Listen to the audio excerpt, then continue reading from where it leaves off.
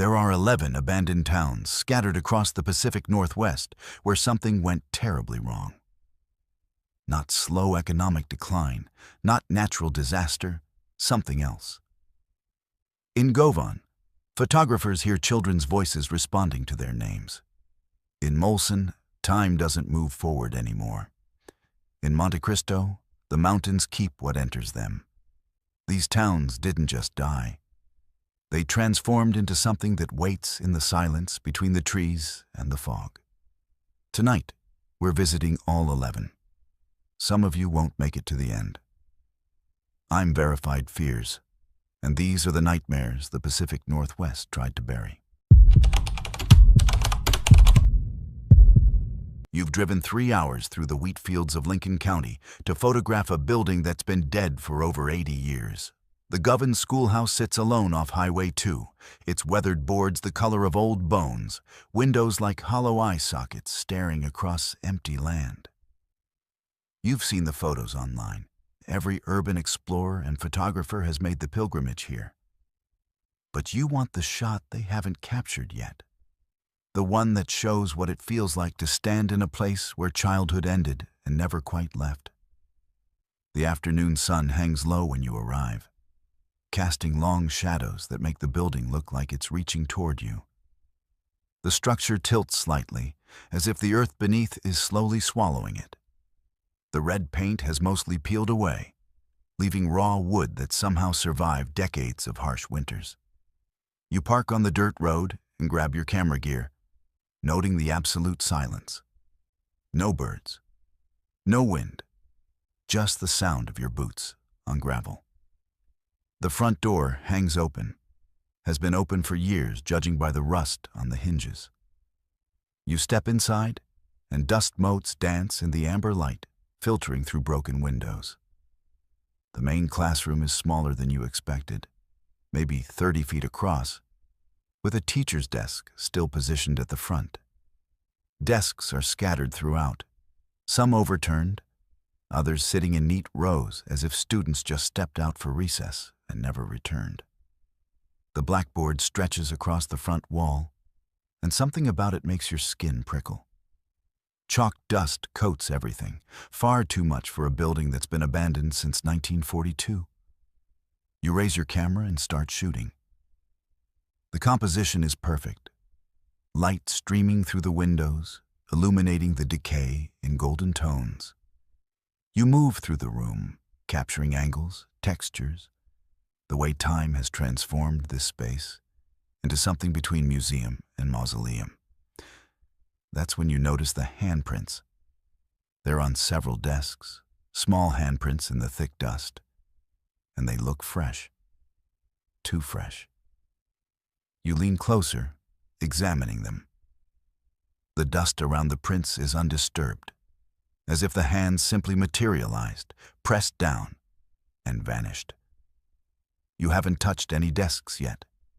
You've been careful, walking around them, staying near the walls. Your rational mind offers explanations. Other photographers, local kids exploring. But none of them account for the size of these prints. They're tiny, belonging to children no older than 7 or 8. You photograph them anyway. Documentation over comfort. Through your viewfinder, you notice something else. On the blackboard, barely visible in the fading light, someone has written in chalk, "Attendance."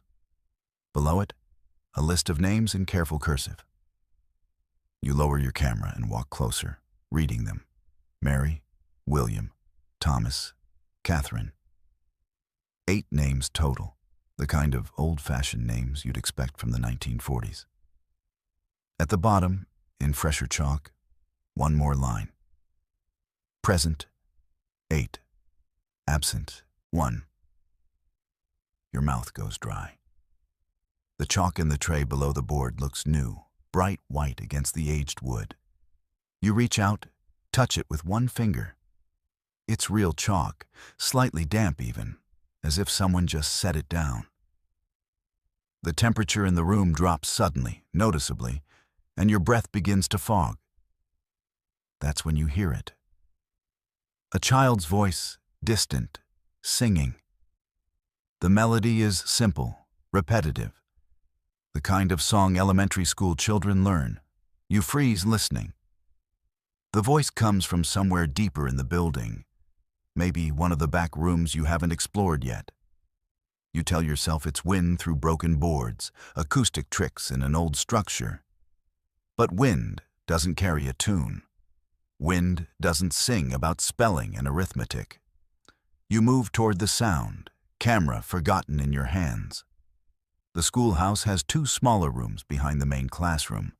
One was likely the teacher's office, the other a storage space. The singing grows louder as you approach, and now you can make out words. A, B, C, D, E, F, G. Won't you come and play with me? The voice is high, sweet, completely out of place in this rotting shell of a building. The door to the first room is closed. You don't remember it being closed when you glanced through earlier.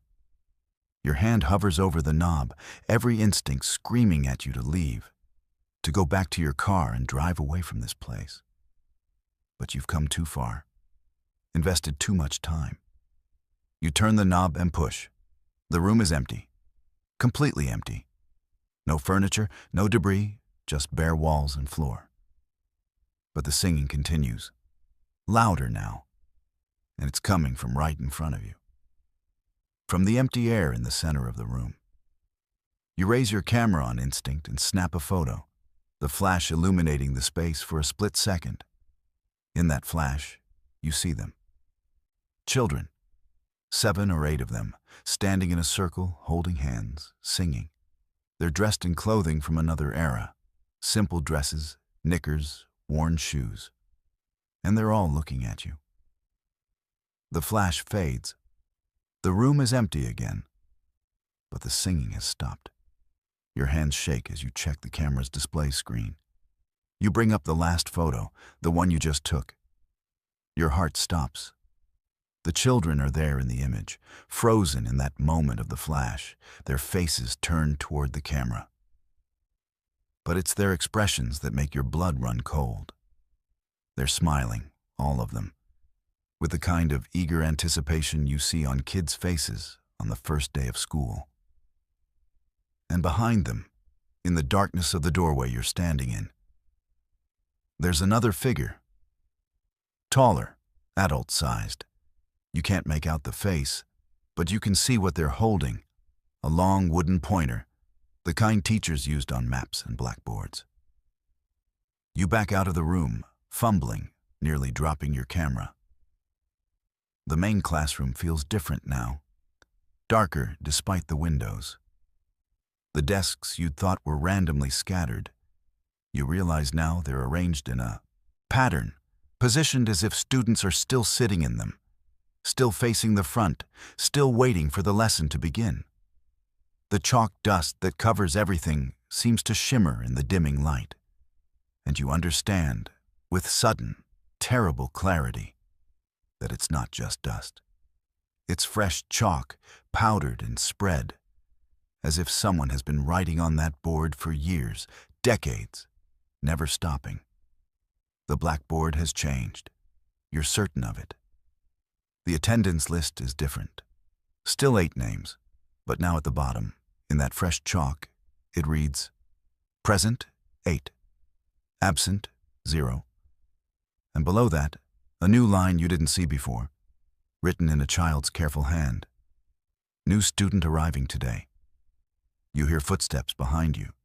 Small footsteps, multiple sets, moving in unison like a class lining up for recess. You don't turn around. You can't. Your body won't respond. The footsteps grow closer, and with them comes the smell of chalk and old paper and something else. Something like earth and decay and time folded in on itself. A small hand touches your arm, and it's cold. So cold it burns. Teacher says you're late, a child's voice whispers beside you. You force yourself to look. A little girl stands there, maybe 7 years old, wearing a faded blue dress. Her eyes are too dark, too empty, like looking into wells that have no bottom. But it's okay. We've been waiting a long time for our class to be full again. Teacher doesn't like empty desks. More children materialize around you, appearing like photographs developing in solution, going from transparent to solid. They gather in a semicircle, all watching you with those same eager, hungry expressions. Behind them, in the doorway to the back room, the tall figure emerges. The teacher. Her face is severe, locked in an expression of stern disapproval that might have been there when she died. You realize with horror, over 80 years ago. She holds the pointer like a weapon, tapping it against her palm with rhythmic precision. "Class is in session," she says, her voice like paper rustling in an empty room. "Take your seat. We have so much to learn, and we have all the time in the world. No one leaves until they've mastered every lesson." You try to move toward the door, but your legs feel heavy, weighted down by something you can't see. The children are closer now, forming a ring around you, their small hands reaching out. One of them tugs at your jacket. Another touches your camera with curious fingers. "You'll like it here," a boy says, his voice flat, rehearsed. "We never go hungry. We never get cold. We never grow up. We just learn and learn and learn forever." The teacher moves to the blackboard, and you watch in paralyzed horror as she picks up the chalk and adds something to the attendance list. A 9th name. Your name. You didn't tell her your name. She couldn't know your name. But there it is, written in perfect cursive below the others, as if it had always been there. Always would be there. "Now then," she says, turning back to face the class. "Face you. Let's begin with spelling. We'll start with a simple word." She writes on the board, each letter precise and measured. TRAPPED. The front door slams shut. You hear the lock turn, though there's been no lock on that door for decades. The windows darken as if night is falling fast, too fast, swallowing the afternoon in seconds. The children take their seats, and you realize there's one empty desk, right in the front row, directly in the teacher's line of sight. The little girl who first touched you gestures to it, smiling that terrible, eager smile. "Don't worry," she whispers. "You'll learn to love it here. We all did. Eventually, you forget there was ever anywhere else to be. Time works differently in our classroom. Out there, people will look for you. They'll find your car, your camera equipment scattered on the floor, nothing else. They'll wonder what happened. But you'll still be here, learning your lessons, perfecting your penmanship, waiting for recess that never comes." The teacher taps her pointer against your empty desk. The sound echoes in the small room like a heartbeat, like a clock ticking backwards. The children begin to chant the alphabet, their voices rising in unison, filling every corner of the schoolhouse. And you understand, finally, why there are so many handprints in the dust, why the chalk never runs out, why photographers come here seeking the perfect shot and sometimes leave their equipment behind. The Govan schoolhouse never truly closed. It just changed what it teaches. And class is always in session. He found the turnoff to Molson just before sunset, a dirt road that seemed to appear only when he was already past it, forcing him to double back. The urban explorer had been documenting ghost towns across the Pacific Northwest for his blog, and Molson was supposed to be one of the best preserved. Well-maintained, the website said. Almost too well-maintained. That's what caught his attention.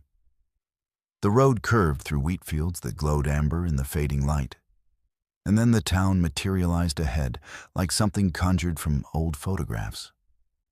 Buildings lined both sides of a main street that looked straight out of 1900, the original saloon, the assay office, weathered homestead cabins. all arranged with the careful precision of a museum display. But what stopped him cold was the smoke rising from several chimneys and the lights visible in a few windows. The research said Molson had been abandoned since the Great Depression, the last residents leaving by the 1960s. No one lived here anymore.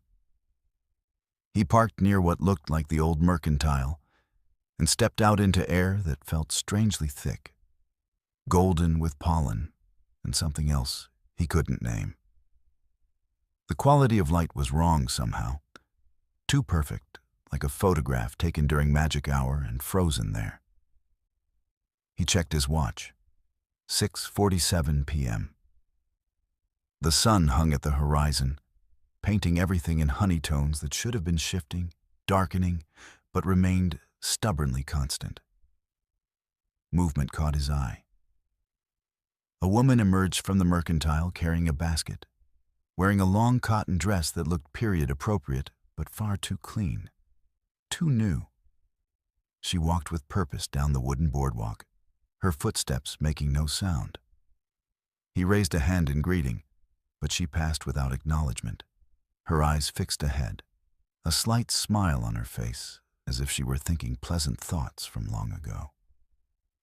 He followed her with his gaze, and realized there were others. A man in suspenders and a newsboy cap swept the porch of the saloon. Two children played with a wooden hoop in the street, their laughter crystalline and distant. An elderly gentleman sat in a rocking chair outside what might have been a boarding house, pipe in hand, rocking with metronomic consistency. All of them moved through their tasks with the unhurried precision of routine, of people who had performed these same actions 10,000 times before. The explorer approached the man with the pipe, documenting everything with his camera. Up close, he could see details that made his stomach clench. The man's clothes were immaculate, but decades out of style. His face unlined, yet somehow ancient. His eyes focused on something that wasn't quite the street in front of him. "Excuse me," the explorer said. "I'm looking for information about the town's history." The man continued rocking, puffing his pipe with measured breaths. Smoke curled upward in spirals that hung in the air too long, defying physics, creating patterns that seemed almost purposeful. "Fine evening," the man said finally, his voice carrying the cadence of another era. "Always a fine evening here. Been that way since 09, or was it 29? Hard to recall. Days have a way of blending together when they're all the same." Something in those words triggered a flutter of unease. The explorer glanced at his watch again. 6:47 p.m., the same time as before. He watched the second hand, but it seemed to be moving through molasses, each tick taking longer than it should. When he looked up, the light hadn't changed at all. Still that golden hour glow. Still that perfect suspended moment between day and night. He walked down the main street, camera forgotten in his hands, trying to make sense of what he was seeing. The town was active, alive with residents going about their evening routines. But something was fundamentally wrong with all of it.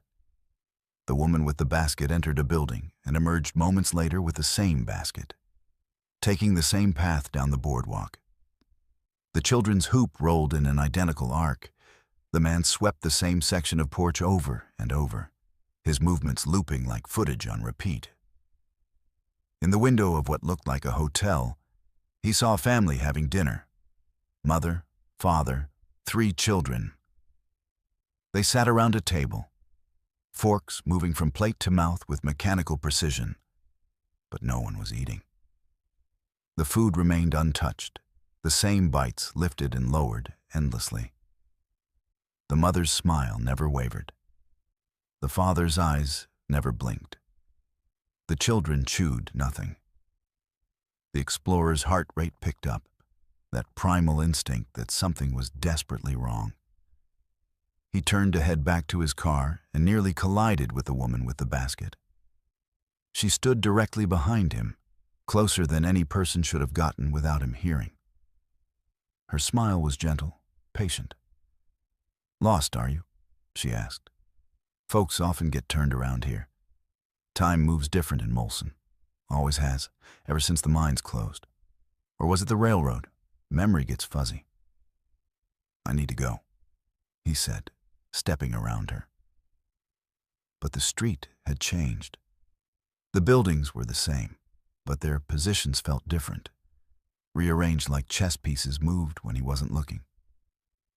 His car should have been to the left, but now all he could see were more weathered facades, more windows with lights that never flickered, more residents performing their eternal routines.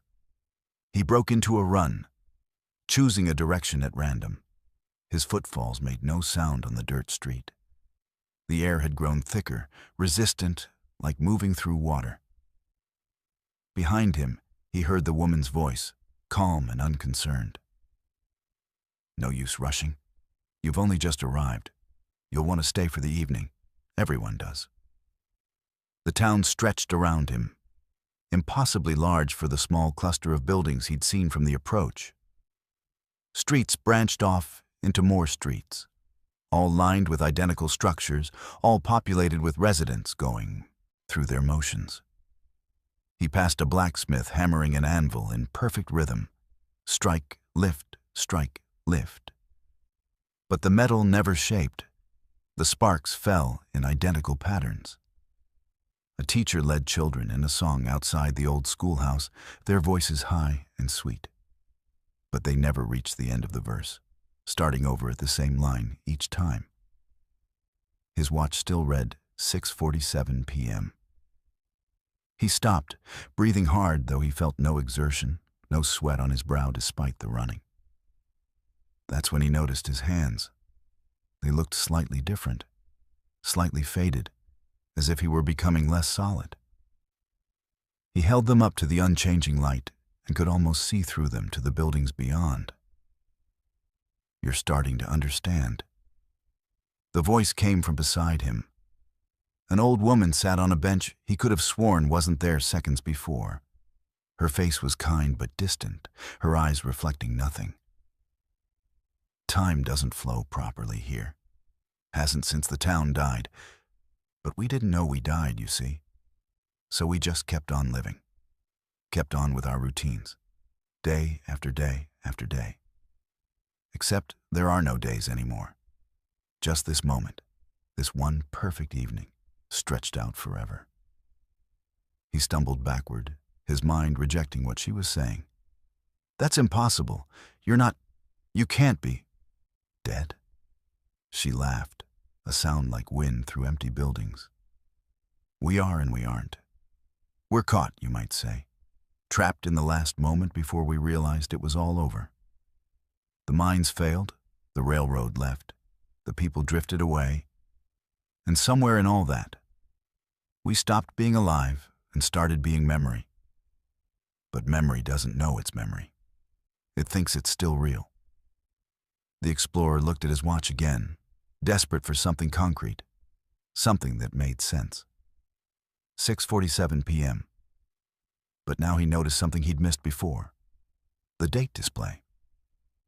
It had been October 27th when he arrived. Now it read October 29th. 2 days had passed, but he'd only been here for minutes. Hadn't he? "Time's funny here," the old woman continued, watching him with those empty, knowing eyes. "You might think you've been here 20 minutes. Your watch might say days. Both are true. Neither are true. We exist in all the moments simultaneously.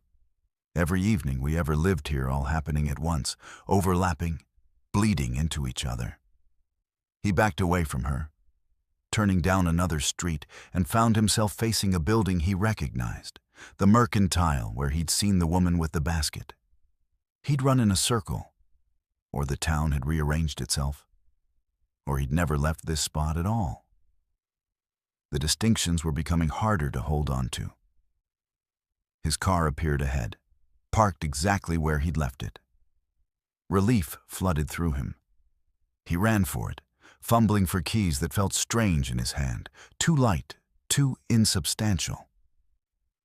The door opened, and he threw himself into the driver's seat, jamming the key into the ignition. The engine turned over once, twice, then caught. But the sound was wrong, muffled, like hearing it from underwater. He looked up through the windshield and saw them, all of them. Every resident of Molson stood in the street, facing him, watching with those patient, empty expressions. The woman with the basket, the man with the pipe, the family from the dinner table, the children with the hoop. Dozens more he hadn't seen before, all materialized from the buildings, all converging in silent witness. The man with the pipe stepped forward and spoke, his voice carrying clearly through the closed car windows. You can try to leave. Some do. But you've already been here for 3 days. Check your phone. Check your camera. See how long you've really been among us. With trembling hands, the explorer pulled out his phone. The battery was dead, but the screen showed one last notification before it died. Dozens of missed calls, messages from friends and family spanning 3 days. His camera's display told the same story. Hundreds of photos taken over 72 hours, photos he didn't remember taking, all of the same scenes, the same people, the same unchanging golden light. The thing about being trapped in time, the woman with the basket said, moving closer to the car, is that eventually you forget there was ever anything else. The world outside starts to feel like the dream. This becomes real. Your name gets foggy. Your memories fade. And then one evening, this evening, every evening, you realize you're content here. Content to sweep the same porch, walk the same path, live the same moment forever. He tried to remember his name. It had been right there on the tip of his tongue seconds ago. Something common, something he'd answered to all his life.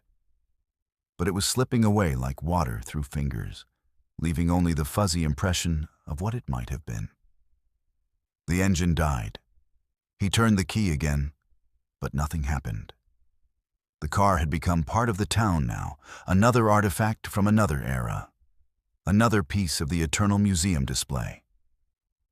Through the mirror, he could see new smoke rising from his car's exhaust, frozen in spiral patterns that never dissipated, just like the smoke from the old man's pipe.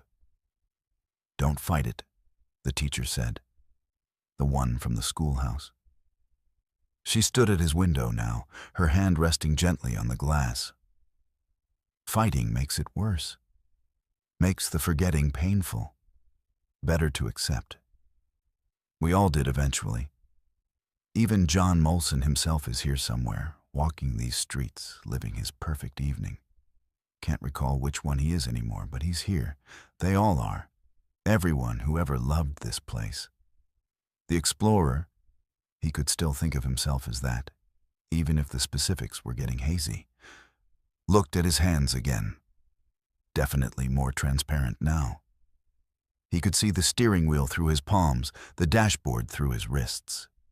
He was becoming like them, becoming memory, becoming a resident of this moment outside time. He tried one more time to remember why he'd come here, what he'd been looking for. Something about photography, documentation. The reasons felt distant, unimportant compared to the comfortable lethargy settling over him. The town did look beautiful in this light. The perfect preservation of it all. The peace of routine, the absence of worry about tomorrow, because tomorrow never came.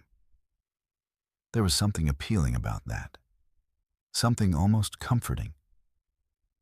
There we are, the old woman said, smiling. You're getting it now. Welcome home. You'll find your place here soon enough. Maybe you'll be the photographer on the porch, taking pictures that never develop. Maybe you'll be the traveler arriving for the first time, over and over. The town needs different people, different roles. You'll find yours. His watch had finally stopped at 6:47 p.m. The date display flickered and went blank. Time had finished with him, had absorbed him fully into its loop.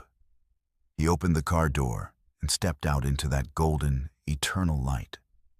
The residents smiled their patient smiles and returned to their routines, making space for him, the newest member of Molson's permanent population. Somewhere far away, in a world that felt increasingly like a dream, people would look for him. They'd find his car parked on a dirt road near an old ghost town museum. They'd find his equipment scattered inside, his phone dead, his last known location logged days ago. They'd search the empty buildings and restored facades and find nothing but dust and historical plaques and the wind whistling through gaps in old wood. They'd wonder what happened, where he went, why he disappeared without a trace. But he'd be there the whole time, living his moment, walking his path through an eternal evening in Molson. Just another ghost who forgot that he died. Just another resident who lost his name to the town that time forgot.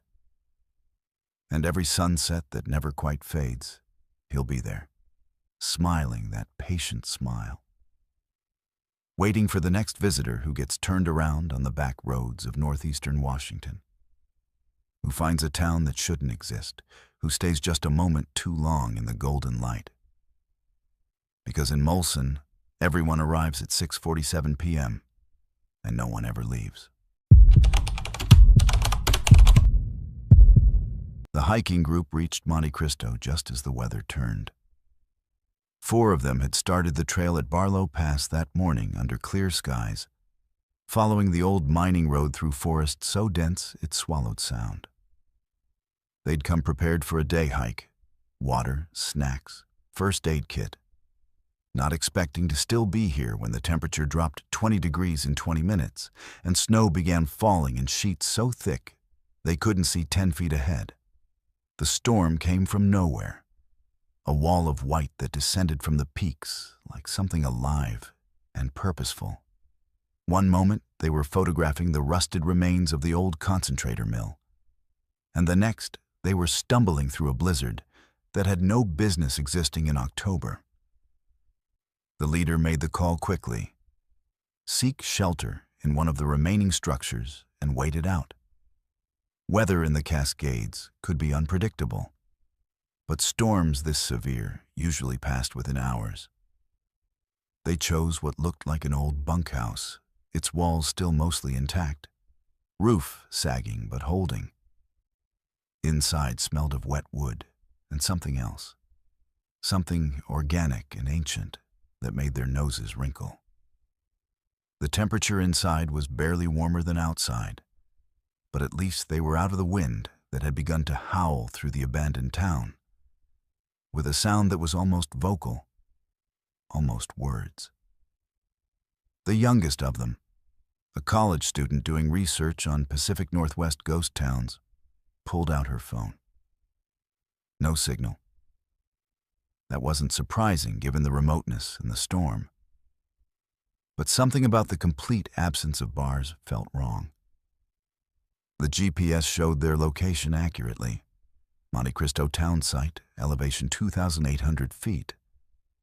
But the weather data displayed impossible readings. Temperature, -40. Wind speed, sustained at 90 miles per hour. Those numbers would mean certain death outside, yet they'd just walked in from conditions that had been merely dangerous, not apocalyptic.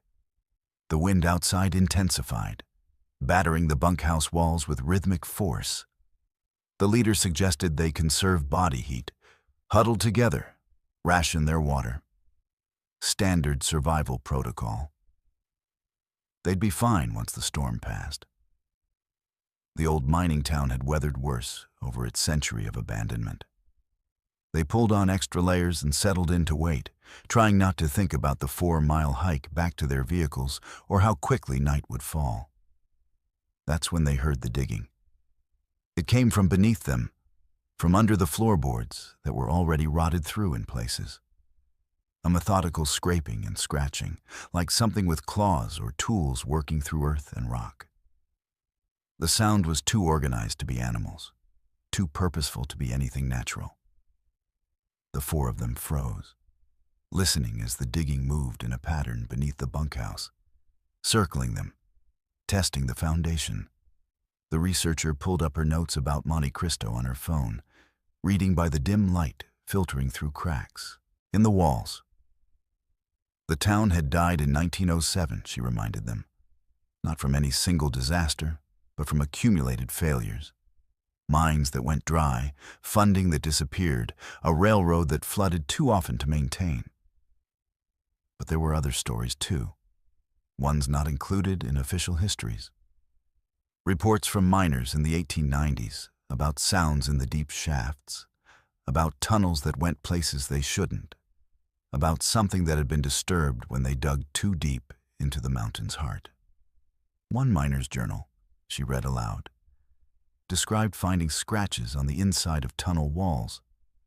Not marks from pickaxes, but something else. Something that had scraped the rock from within, as if trying to dig out rather than in. The final entry, dated March 1906, simply said, "The mountain is alive. It's always been alive. We thought we were mining it. We were wrong." The mine referenced was sealed shortly after, officially due to structural instability. Unofficially, 3 miners had gone in and never come out. The digging stopped. The silence that followed was worse, pregnant with expectation. Outside, the storm continued its assault, but the wind had taken on new qualities. Patterns that sounded like breathing, exhalations that rattled the walls. The temperature dropped further, their breath fogging in thick clouds that hung in the air too long, refusing to dissipate. The oldest member of the group, a seasoned outdoorsman who'd hiked these mountains for 30 years, moved to the window to check conditions. What he saw made him step back, hand going to his mouth. The snow outside was falling upward. Flakes rose from the ground toward the sky in defiance of gravity, creating a vortex that spiraled around the bunkhouse. And in that swirling white, shapes moved. Tall, thin figures that might have been trees bent by wind. Except trees didn't move with that kind of fluid purpose. "We need to leave," he said quietly. "Now. Storm or no storm, we need to get out of here." But when they opened the door, the storm intensified instantly, wind hitting them with physical force that drove them back inside. The snow wasn't just falling or rising anymore. It was attacking, whipping around them with targeted fury, stinging exposed skin like needles. They slammed the door shut, and the storm immediately calmed to its previous level, as if satisfied they'd made the right choice to stay. "It's keeping us here," the researcher whispered, her voice shaking. "The storm. It's not weather. It's a response. Like an immune system." The scratching resumed, louder now, coming from the walls as well as the floor. They could see the wood flexing inward in places, as if something on the other side was pressing against it, testing its strength. The seasoned hiker pulled out his hunting knife.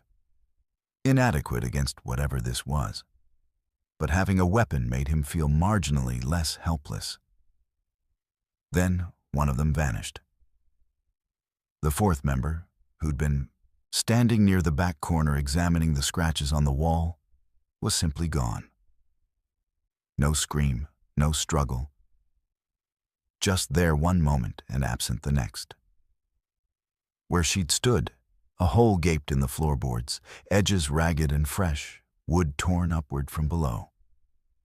The hole was just wide enough for a person, and from its depths came a smell like earth and decay and something else, something that had never known sunlight. They called her name, voices breaking with panic, but received only echoes that sounded wrong, that came back distorted and delayed. The seasoned hiker shined his flashlight down the hole.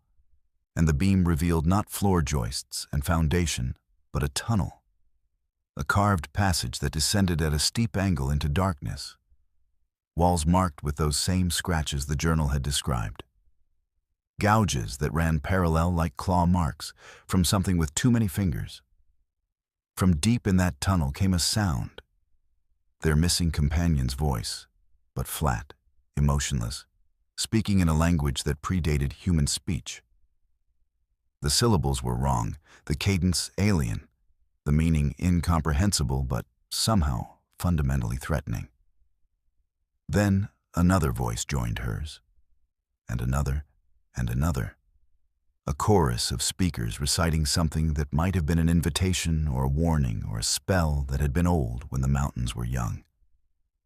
The chanting grew louder, closer, rising from the tunnel and from beneath the entire bunkhouse. The building began to shift, tilting slightly as if the ground beneath was becoming unstable. Dirt started trickling through gaps in the floorboards, and with it came things that weren't dirt. Pale, segmented things that writhed and withdrew. Protrusions that might have been fingers or roots or something with no earthly comparison. The mines, the researcher gasped, understanding flooding her features with horror. They didn't dig too deep. They dug into something. Something that was already here, already alive, already aware. The mountain isn't a mountain. It's housing something. The mines were wounds. We sealed them, but it's still here. Still conscious, still... The roof tore away. Not from wind, but from below. The entire structure lifting as if something enormous was rising beneath them, surfacing after decades of patient waiting. In the whiteout conditions above, they caught glimpses of what held them. Appendages that might have been roots or tentacles, or the architecture of something that had learned to wear the mountain's shape, that had become the mountain over millions of years, turning stone and ore into extensions of its incomprehensible form. The leader and the seasoned hiker ran, abandoning the bunkhouse as it collapsed inward, pulled down into a sinkhole that opened with horrifying speed. The storm seemed to part for them, creating a corridor of visibility that led toward the old mine entrance marked Mystery Mine on the trail signs. They had seconds to choose. Brave the storm. With no shelter and likely freeze, or take refuge in the one place that might offer protection from what was outside. They chose the mine. In retrospect, it was exactly what they were supposed to choose. The tunnel was timber-braced and relatively stable, descending into the mountain at a gentle grade. Their flashlights illuminated rust-colored walls and the remnants of old rail tracks. Behind them, the entrance remained clear. No collapse, no pursuing horror, just the distant howl of the storm. It seemed safe. That was the trap. As they moved deeper, they began to notice details that didn't fit. The scratch marks weren't just on walls, but on the ceiling, coming from above, from inside the rock. The timber supports showed signs of pressure from the wrong direction, as if the mountain had tried to squeeze them from within. And the air grew warmer rather than cooler, carrying that same organic smell from the bunkhouse, but stronger, almost suffocating in its intensity. They found the camp a quarter-mile in, evidence that their missing companion had been here, or something wearing her form had made it appear that way. Her backpack, her jacket, her phone showing a video recording still in progress. The seasoned hiker picked up the phone with shaking hands and pressed play. The video showed their companion's face, but her eyes were wrong. Too dark, too deep, reflecting light in a way human eyes shouldn't. She spoke, but not with her voice. "The mountain keeps what enters it," the thing wearing her said. "You were called here.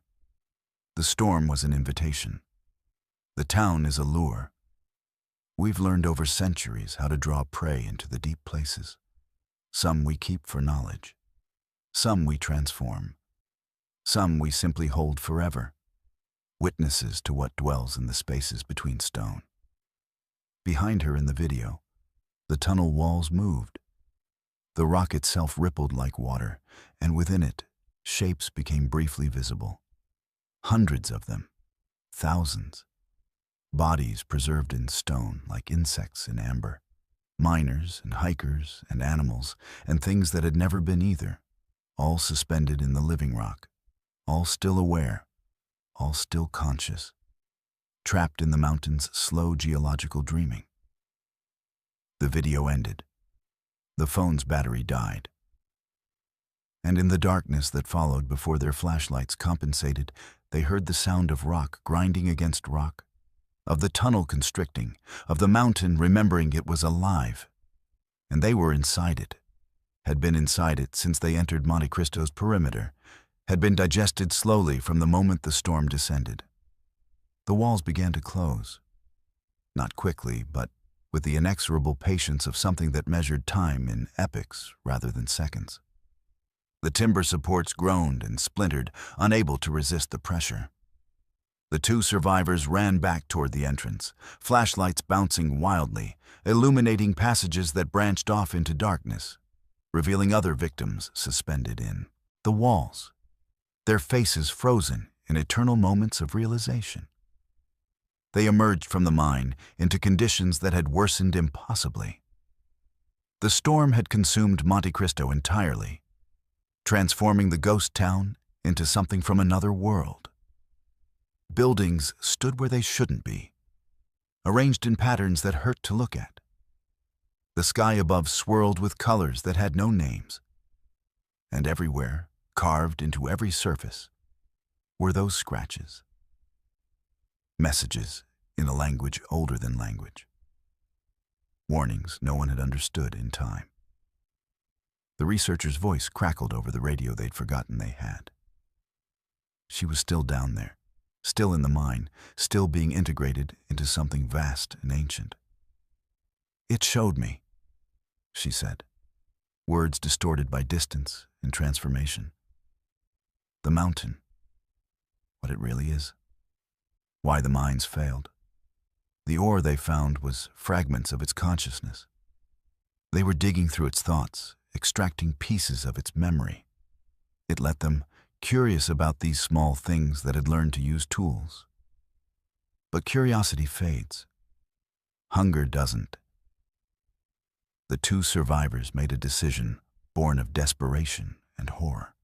They ran into the storm, abandoning shelter, accepting death by freezing over death by integration. The wind tore at them. The snow blinded them.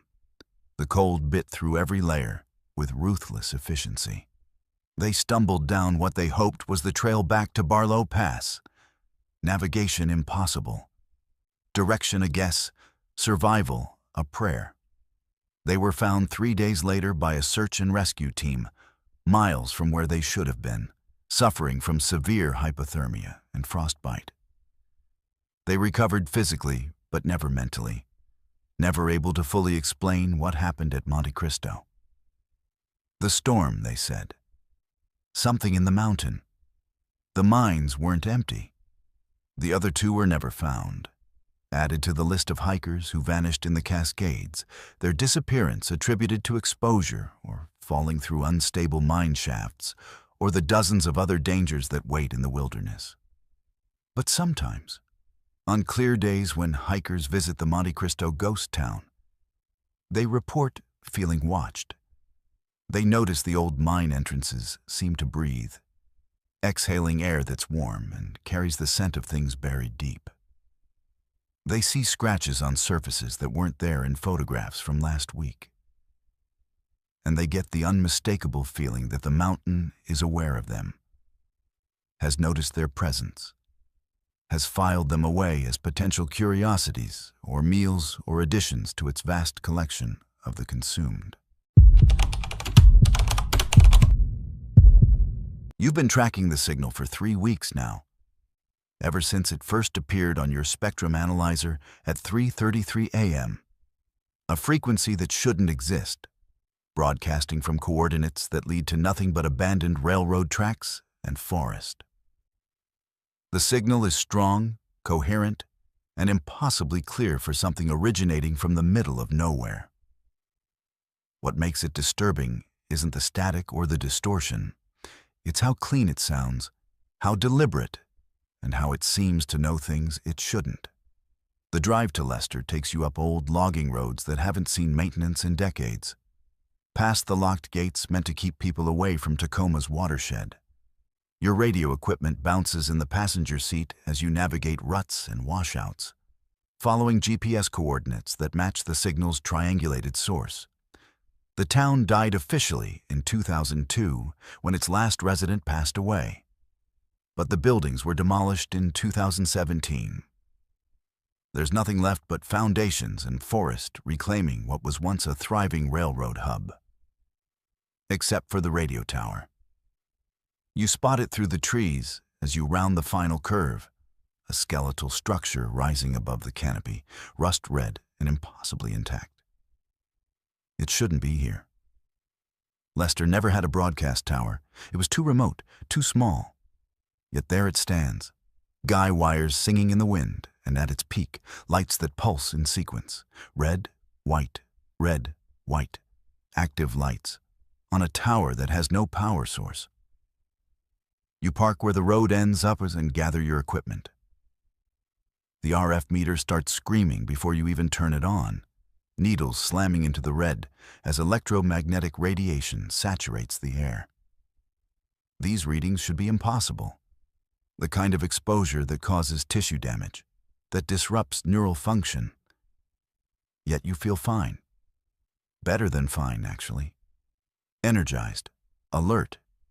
Your thoughts have a crystalline clarity you haven't experienced since college. The tower's base sits in a clearing where the old depot once stood, surrounded by concrete foundations like gravestones for buildings that no longer exist. Your equipment picks up the broadcast clearly now, and you plug in headphones to listen. At first, it's just carrier tone, pure sine wave at 153.8 MHz, a frequency reserved for emergency services but showing no traffic for years. Then, at exactly 3:33 p.m., the tone modulates and a voice begins to speak. It's reading numbers, just numbers, in a flat masculine voice with no emotion. 4712539824140. A pause. Then more numbers. You recognize the pattern immediately. It's a numbers station, like the Cold War-era broadcasts used for communicating with spies. Except those are all accounted for, documented. This one exists in no database. Broadcasts from a tower that isn't supposed to exist in a town that's been dead for over 20 years. You set up your recording equipment, documenting everything. The signal strength is extraordinary, broadcasting at power levels that would require industrial generators, yet there's no infrastructure here, no fuel source, no cables. The tower itself looks ancient, pre-1950s construction, but the lights are LED technology, bright and modern, and consuming electricity from nowhere. The voice continues its recitation. You transcribe the numbers, looking for patterns, codes, meaning. That's when you notice your own voice recorder has been running for 3 hours, even though you only arrived 20 minutes ago. The timestamp shows 6:33 p.m., but your phone insists it's 3:52 p.m. You check your watch. It stopped at 3:33, secondhand frozen mid-sweep. The voice on the broadcast pauses. Then it says something different, something that makes your blood freeze. You arrived at 3:47. You're wearing a blue jacket. Your name is... And it says your name. Your full name, middle initial included. You're here to find the source. You found it. Now you'll understand why you should have stayed away. You rip off the headphones, but the voice continues. Not from the headphones, but from the tower itself, amplified through speakers you can't see, echoing through the clearing. The tower was built in 1983, 1 year after the railroad stopped using these tracks. It was never on any map, never in any records. It exists in the spaces between documentation, broadcasting to frequencies no one monitors, saying things no one was supposed to hear. Your RF meter is showing readings that violate physics.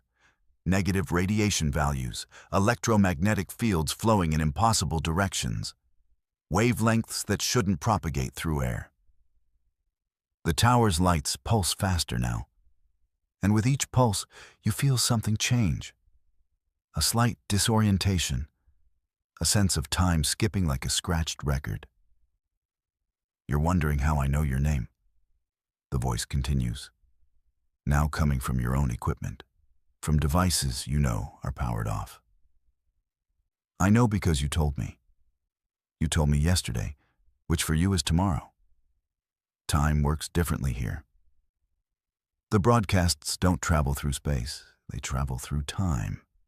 Every transmission is a loop, a message sent backward and forward simultaneously, creating paradoxes that fold reality like paper. You try to leave, but the clearing has changed. Your car is still there, but it looks different. Newer, cleaner, and there's someone sitting in the driver's seat. You. Another version of you, staring straight ahead, hands gripping the steering wheel, mouth moving in silent words. You approach slowly, and the figure doesn't react, doesn't acknowledge your presence. On the dashboard, your equipment shows recordings, dozens of files, all dated days from now, all containing conversations you haven't had yet. Station KLEs, the voice announces, using call letters that don't exist. Broadcasting from Leicester, Washington, where the railroad carried more than cargo, where the telegraph lines picked up signals from places that don't have signals, where an operator named Lester Hansaker disappeared in 1939 after reporting he could hear the future through the wire. You know that name. Lester Hansaker was the telegraph operator the town was named after. But the records say he died of natural causes, not disappeared. Yet here's his voice, or something using his voice, broadcasting from a tower that shouldn't exist, claiming a history that doesn't match any documentation. The voice changes tone, becomes urgent. In 30 seconds, you're going to run for your car. In 45 seconds, the engine won't start. In 2 minutes, you'll return to the tower base and find the hatch. Don't open the hatch. I'm telling you this now, so you'll remember later that you were warned, that you knew, that what happens next is your choice and your responsibility. You don't wait for 30 seconds. You run now, yanking open the car door, the real car, not the one with your double inside, and jam the key into the ignition. The engine turns over once, twice, then dies with a mechanical wheeze that sounds almost apologetic. You try again. Nothing. The electronics are dead, the dashboard dark. And when you check your phone for help, the screen shows a video you don't remember recording. You press play. It's you, filmed from your phone's perspective, standing exactly where you are now. I know you're watching this, the video you says. I recorded it 10 minutes from now. The tower isn't broadcasting radio waves. It's broadcasting causality. Effect before cause, future informing past. The operator who built it discovered that electromagnetic radiation could carry more than information. It could carry time itself, fold it, loop it, make yesterday and tomorrow exist in the same moment. The video continues. You're going to find the hatch. You're going to open it despite the warning. You're going to descend into the broadcast station and learn why Lester was really abandoned, why the last resident stayed until she died, because she was trying to contain what's down there, to keep people away, to prevent what you're about to discover. Behind you, the tower hums with increasing intensity, a sound that vibrates in your chest, in your skull, in places sound shouldn't reach. You turn and see it. The hatch, right where the voice said it would be, set into the concrete foundation at the tower's base. It's locked with a chain that looks decades old. But when you touch it, the lock opens in your hand as if it's been waiting for you. The hatch swings open on oiled hinges, revealing stairs descending into darkness lit by emergency strips that glow an unsettling green. Your equipment, still in the car, begins transmitting on its own. You can hear it broadcasting your vital signs, your location, the timestamp that now reads 5 different times simultaneously. You descend because you have to, because the broadcast told you that you would, because fighting a predetermined future feels impossible when you've already seen yourself do it. The stairs go down 40 feet, far deeper than any basement should extend, ending in a chamber that makes no architectural sense. It's too large, too sophisticated, filled with equipment that ranges from vacuum tubes to technology you don't recognize. Machines that hum and calculate and display readouts in languages that aren't quite alphanumeric. In the center sits a broadcast console, and in the chair, a figure, or what's left of one. The skeletal remains wear a telegraph operator's uniform from the 1930s, and on the desk before the skeleton sits an open logbook. You approach, knowing you shouldn't, unable to stop yourself. The logbook's last entry is dated September 14, 1939, the day Lester Hansaker died. The entry reads, "I've been broadcasting for decades now, though from my perspective, it's only been days. The equipment doesn't transmit in space, it transmits in time, every broadcast arriving before it's sent, every reception occurring after the source has gone silent. I'm trapped in my own loop, my death and my life happening simultaneously, and everyone who finds this station joins the loop. They become part of the broadcast, their timeline folding into the transmission, past and future bleeding together until there's no distinction. The equipment activates around you, displays lighting up, speakers crackling to life. The voice returns, but now you recognize it. It's your voice, older, tired, speaking from years ahead. You've been here for 3 days now. You think it's been minutes, but look at your phone. Look at the date. You're part of the broadcast now, part of the loop that keeps this station active, keeps it transmitting across decades, drawing more people in to sustain the paradox. Your phone screen shows October 30th, 3 days later than when you arrived. But you've been here for how long? The memories are confused, overlapping. You remember arriving today. You remember being here for weeks. Both are true. Neither are true. The console before you displays a transmission queue, and you see your own messages scheduled for broadcast, messages you haven't written yet, messages that were received yesterday. Among them, one catches your eye. A transmission dated today, 3 weeks ago, sent to your home address. The message that first alerted you to this station's existence. You sent it to yourself. You lured yourself here. The loop closes perfectly. The station needs operators. Your future voice continues from the speakers. Lester knew this when he built it. The equipment runs on temporal energy, on the paradoxes it creates, on the folded timelines of everyone who finds it. We become the power source, living our moments out of sequence, broadcasting ourselves forward and backward until we can't remember which way time flows or if it flows at all. You try to leave, climbing the stairs back to the surface, but the exit is gone. Just more.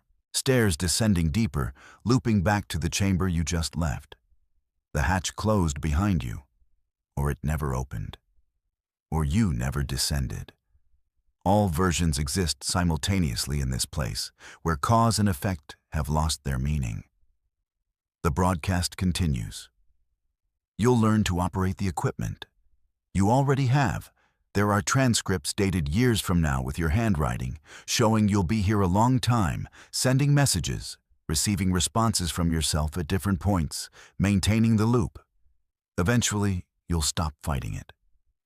You'll accept that you're both free and trapped, dead and alive, arriving and departing all at once.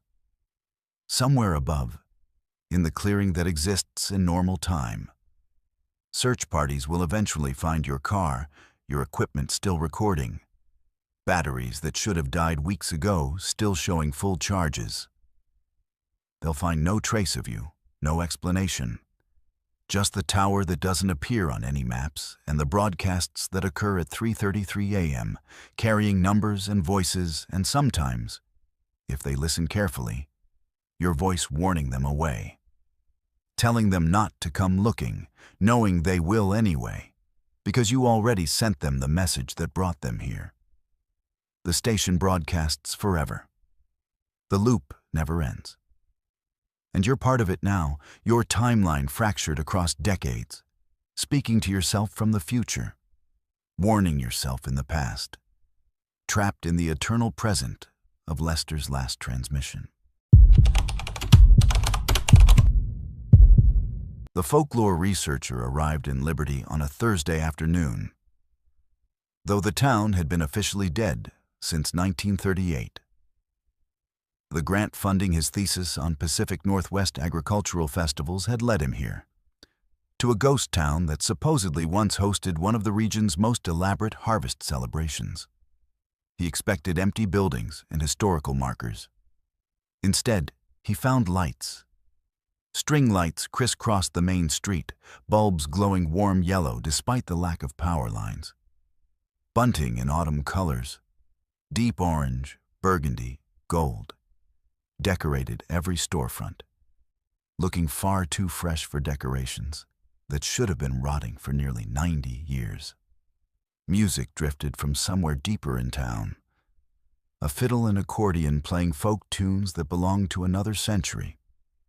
The researcher parked his car near what had been the general store and stepped out into air that smelled of cinnamon, wood smoke, and something underneath it all that was distinctly organic, distinctly wrong. Liberty's main street stretched before him, lined with buildings in various states of preservation. But what caught his attention were the people. Dozens of them, dressed in period clothing from the 1930s, moving through the street with purpose, hanging more decorations, arranging hay bales, setting up what looked like game booths. They moved with the coordinated efficiency of a community preparing for celebration, and not one of them acknowledged his presence. He approached a woman arranging apples in a barrel for a bobbing station. Up close, he could see details that made his academic curiosity curdle into something colder. Her dress was immaculate, perfectly pressed, but her skin had a waxy quality, like preserved fruit. Her smile was fixed, stretched too wide, and when she reached for another apple, her wrist bent at an angle that was anatomically impossible. The joint had been broken and never healed, yet she continued her task with cheerful determination. "Excuse me," the researcher said, his voice sounding too loud, too modern. The woman didn't respond, didn't even pause in her work. She placed apples with mechanical precision, the same motion repeated endlessly, and he noticed the barrel was already full. She was simply rearranging the same fruit over and over. A man walked past, carrying a banner that read, "Liberty Harvest Festival 1936, in hand-painted letters. The banner looked brand new despite the date, and the man carrying it had no eyes, just empty sockets that somehow still conveyed the impression of focus, of purpose. He whistled along with the music, a jaunty tune that felt obscene coming from that ruined face. The researcher pulled out his notebook, training taking over despite the growing sense that he'd made a terrible mistake coming here. He documented what he saw, the decorations, the residents, the impossible preservation of a festival that should have ended 9 decades ago. His pen trembled as he wrote. And when he looked up, the street had filled with more people. They emerged from buildings, from around corners, all dressed for celebration, all moving with that same uncanny purpose. The music grew louder, and he realized it was coming from the town square ahead. Against every survival instinct, his academic curiosity pulled him forward. He had to understand what this was, had to document this impossible survival of folk tradition. The square opened before him, and what he saw would have been charming in any other context. A bandstand decorated with cornstalks and pumpkins, long tables laden with food, a dance floor marked out with chalk, and dozens of residents gathering for what was clearly the festival's main event. A banner hung across the bandstand. Welcome to the 89th Annual Liberty Harvest Festival. But that was wrong. If the festival started in 1936 and it was now 2025, this would be... His mind struggled with the math. This would be celebrating far more years than had actually passed. Unless they'd been celebrating every single night since 1936, counting each performance as its own annual event. The thought made his stomach clench. The dancers began their performance, and that's when the full horror became apparent. They moved in traditional folk dance patterns, circles and lines, partners swapping with practiced precision. But their bodies were wrong. Broken necks that caused heads to loll at sickening angles, limbs that bent backward at joints. One woman's entire torso twisted impossibly, yet she continued to dance, smile fixed in place, moving through steps she'd performed thousands upon thousands of times. The researcher stumbled backward, notebook falling from nerveless fingers. The dancers noticed the movement. Every head turned toward him in perfect unison, those fixed smiles widening, empty eyes, or misaligned eyes, or eyes that had filmed over with death, all focusing on him with unmistakable hunger. The music stopped. The silence that followed was worse than any sound. "Fresh face," someone whispered, and the words rippled through the crowd, repeated by dozens of voices in tones ranging from childlike excitement to ancient hunger. Fresh face for the finale. Fresh face for the dance. The festival needs fresh faces. They began moving toward him with terrifying coordination, not running but walking with inevitable purpose. The researcher turned and ran, his footsteps echoing off buildings that seemed to close in around him, streets rearranging themselves into a maze designed to channel him back toward the square, back toward the celebration that demanded his participation. He reached his car, yanked the door open, jammed the key in the ignition. The engine turned over once, coughed, and died. He tried again, pumping the gas, pleading with machinery that had worked perfectly an hour ago. Nothing. Through the windshield, he could see them coming, the festival goers, the eternal celebrants, moving in a wave of period clothing and broken bodies and fixed smiles that promised he would join them, would become part of the tradition, would dance at the harvest festival forever. A man appeared beside his window, ancient, wearing a suit that might have been fashionable in 1936, his face dignified despite the visible decay. "The festival must go on," he said, his voice cultured, reasonable. "We've celebrated every night since the barn collapsed, since the rafters fell and took 32 of us in one terrible moment. But we didn't stop. Couldn't stop. The celebration had been planned for months. The food was prepared. The decorations hung. So we continued. We continue still. We always will." The researcher's hand found the door lock, but the man wasn't trying to open it. He simply stood there, explaining with the patience of someone who had all the time in the world. "We need new participants occasionally. The dances require certain numbers, certain formations. Some of us have deteriorated too much to perform our roles. You're young, strong. You'll dance beautifully for decades before you wear out. I won't, the researcher gasped, trying the ignition again. Still nothing.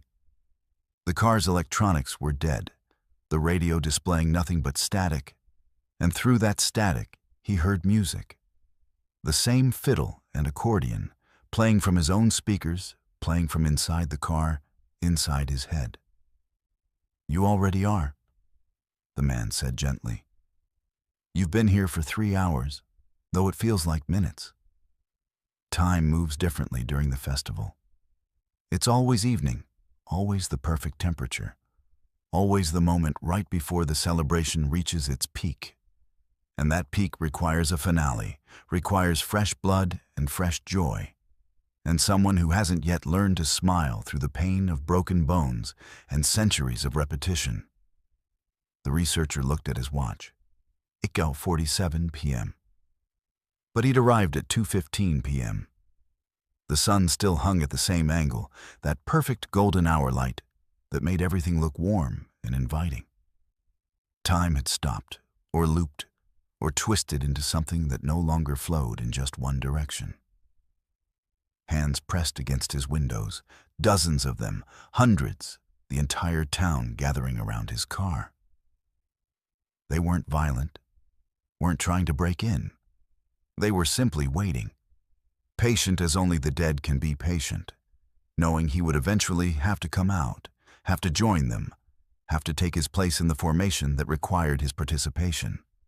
The researcher's phone showed no signal, but when he opened his photos, he found images he didn't remember taking.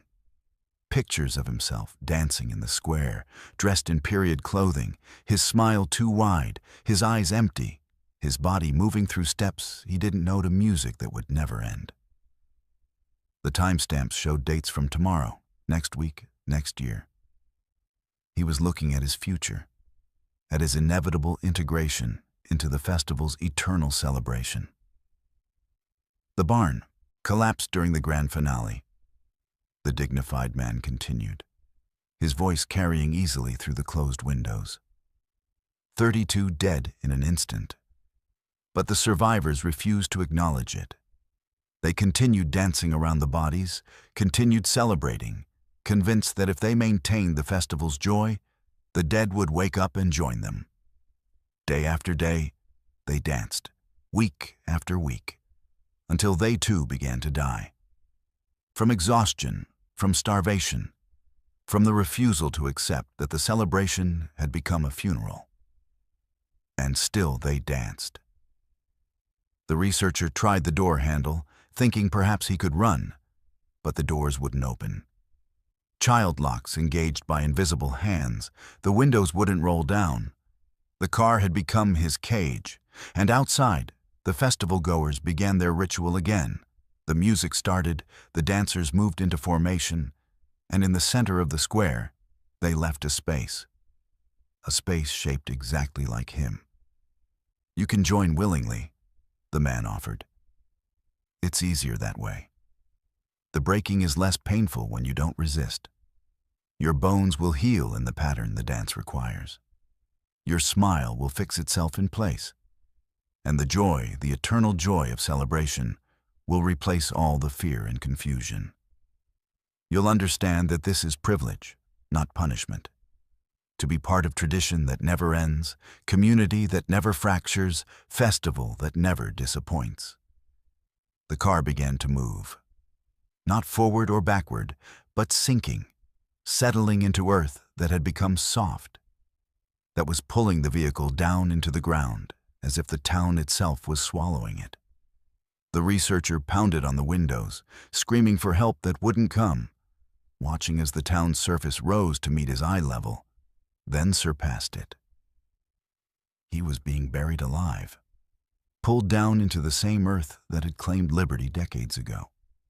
The last thing he saw before darkness took him was the festival-goers above, waving cheerfully, their broken bodies dancing in celebration of his arrival, of his inevitable transformation, of the fresh face that would allow their tradition to continue for another few decades before they needed another replacement.